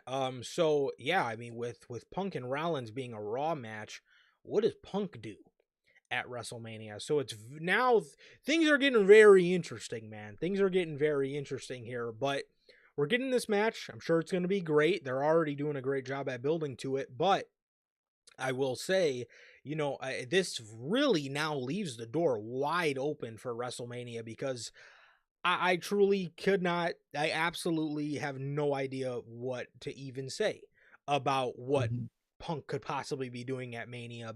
Maybe Cena, maybe Roman, maybe Cody. He poked at Cody Rhodes. He did poke he poked at Cody Rhodes. Punk talked about finishing his story.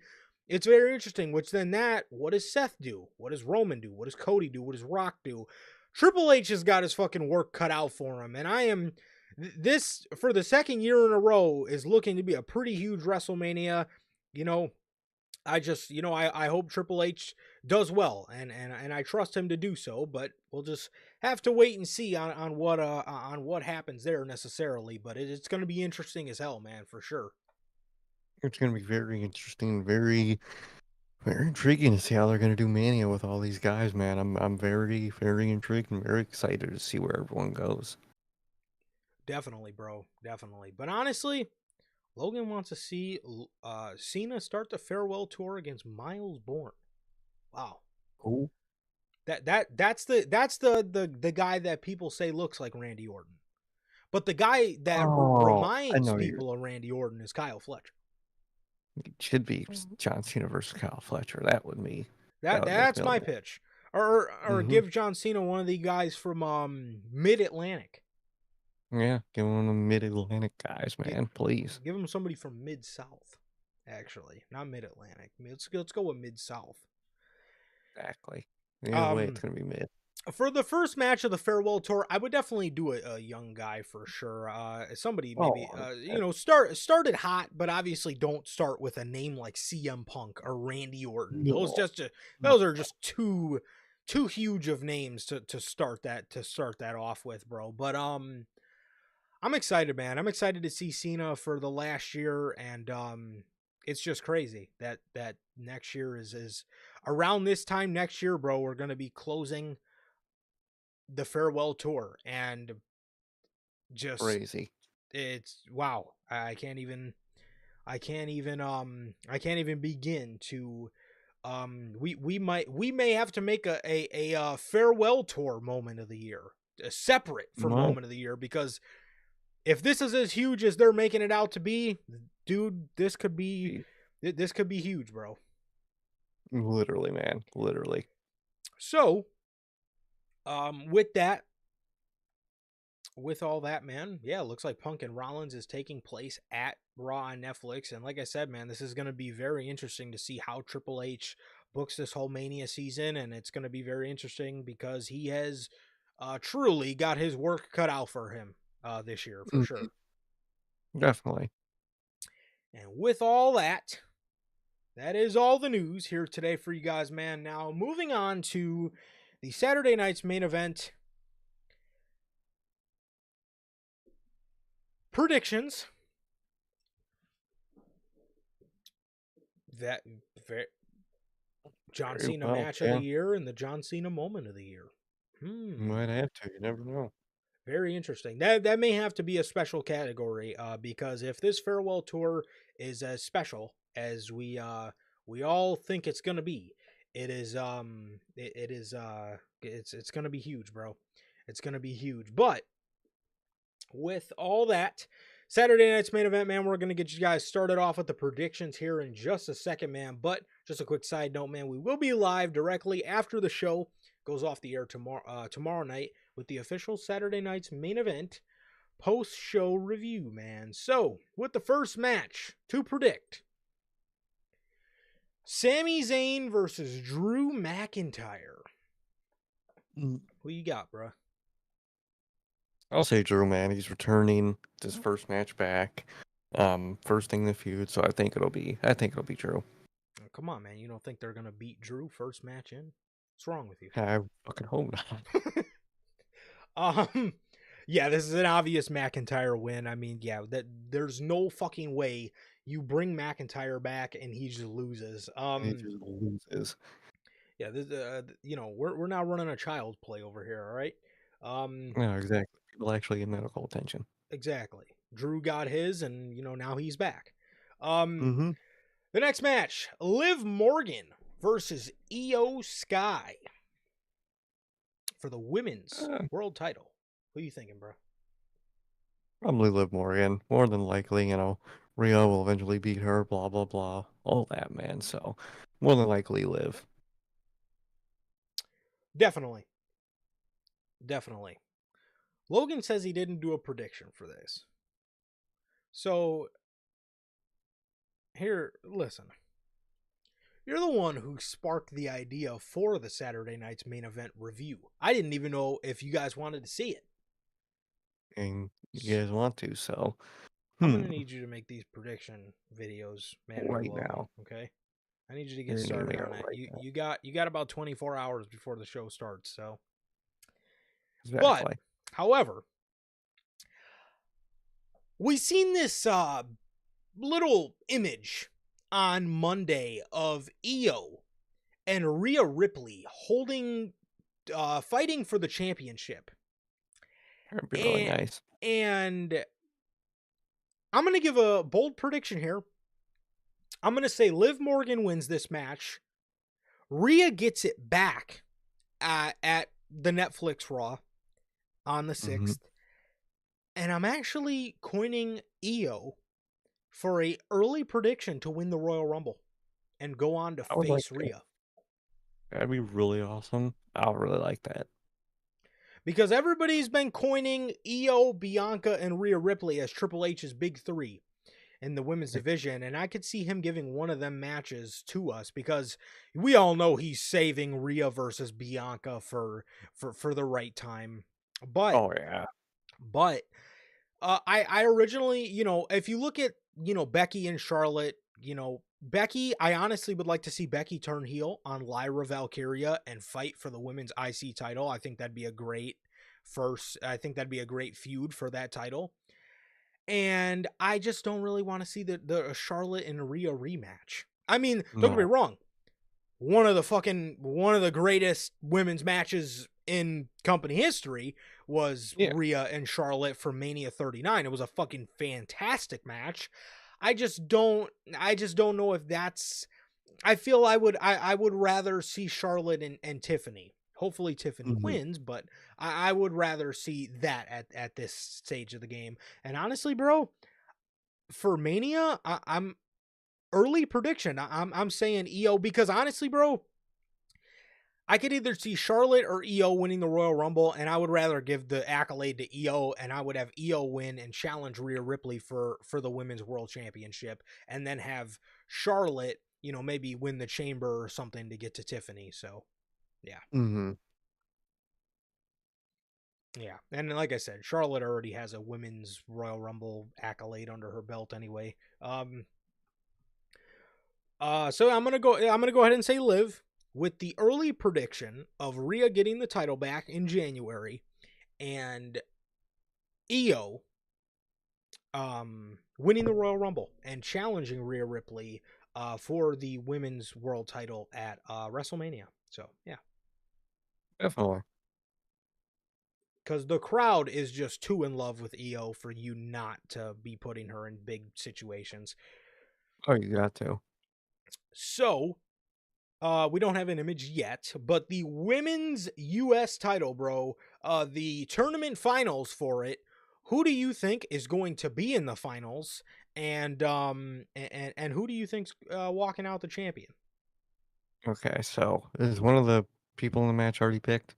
No. Oh, We wow. we Yeah. see Bailey and Chelsea tonight. Okay. They're on the one end, and then Tiffany and Michin is on the other. So it's probably going to be Tiffany versus who was the other one? It What was was the other match? Green Bailey. versus. Bailey. Okay, so probably Tiffany and Chelsea Green, and more than likely I see Chelsea Green winning it. I see the tournament finals to this being. I know a lot of people are saying. I know a lot of people are saying Chelsea, and I honestly wouldn't be shocked if it was Chelsea. I honestly think it is going to be. I think it's going to be Bailey versus Tiffany. And I Mm, think they're going to have Bailey win the title. And I think Chelsea's going to be the one to eventually take it off of her. But I don't see I Chelsea would like that. being the inaugural champion. I know a lot of people want it, and I know that's the rumor. But I'm going to go ahead and say a Bailey and I don't Tiffany final, with Bailey being the first to then drop it to Chelsea. And I see Logan's comment. He says, give it to Bailey to get a huge name with the make it belt and, relevant. and make it relevant and stuff. And I could see that's the way I see them going. Definitely, I could see that. I hope so. So yeah. So that's what I'm gonna go ahead and say for that one. And the next match, a Saturday night's main event. Damian Priest versus Gunther versus Finn Balor for the World Heavyweight title. I'll say, although Balor and Gunther sounds like a great match, it just was so predictable. I mean, you just knew that Priest was going to, interfere and cost Finn the match. You just knew it was going to happen. So with them adding Priest to it, I actually like it a lot. I like it a lot more because it eliminates the just painfully obvious outcome that we knew was going to happen. But obviously, this is a Gunther win. Mm-hmm. Exactly. So obvious Gunther win. Get Damian Priest out of here, and let's move on. Yes, and with with Gunther, can we fucking please, for the love of God, start building this guy to be John Cena's It's a final badass. boss? Exactly. He needs to be a badass again. He absolutely does. Yo, what up, Durante? How are you, my man? How you doing, man? And with the final match, Kevin Owens versus Cody Rhodes for the WWE Championship. Dude, I'm sure everybody's aware. We are I'm pretty sure we're seeing Cody Rhodes enter Saturday night's main event with the Winged Eagle Championship. And honestly, another thing I'm very excited for this is, I don't know if you guys know, but the nostalgic aspect of it, man. I guess there's going to be no Trons, and they're Mm-hmm. going to come out of the tunnel and they're going to enter and exit through different sides of the arena, just like the original Saturday night's main event. So I'm very pumped for the nostalgic aspect of this, and and um and whatnot. But I will say I'm excited to see Cody come out with the Winged Eagle title, and this is quite the ballsy prediction. Could I see WWE doing this? I'm kind of split 50-50, bro, but I'm going to go out on a limb, and I'm going to predict Kevin Owens takes the championship from Cody Rhodes. I think Cody will win it back before Mania season, Yeah. but then again, they did add, you got to think, they could have added Damian Priest because they don't want two interferences in the world title matches. So we very well could see Orton come out and screw Owens out of the title. But We could. I just think it would be so awesome to see Kevin Owens win the championship, bro. But I'm gonna go out on a limb and predict KO, bro. Well, I'm gonna give a hopeful KO prediction as well. I would really like that, and I think he really should, dude. Definitely, man. And that is all for your Saturday night's main event predictions. And like I said, man, tomorrow we will be live after the show goes off the air with the official post-show review for the show. And with that, that is going to do it, man, for this edition of the Notorious Hills podcast. It has been another great edition of the news. And with that, that is going to do it for this edition, like I said, of episode 244. Thank you guys so very much for joining us, man. It has been always a pleasure for my Johnny. And I, Sir K. And that is going to do it for this edition of the news. Thank you guys so very much. Thank you everybody who came out, man. Logan, Durante, Bell. Thank you guys so very much for joining us, as well as my guys on the Replay Mafia, man. Thank you guys so very much for joining us here today. Ladies and gentlemen, please like, comment, and subscribe. Thank you guys. We love you guys, and we will see you all tomorrow night with the Saturday night's main event post-show review. Peace.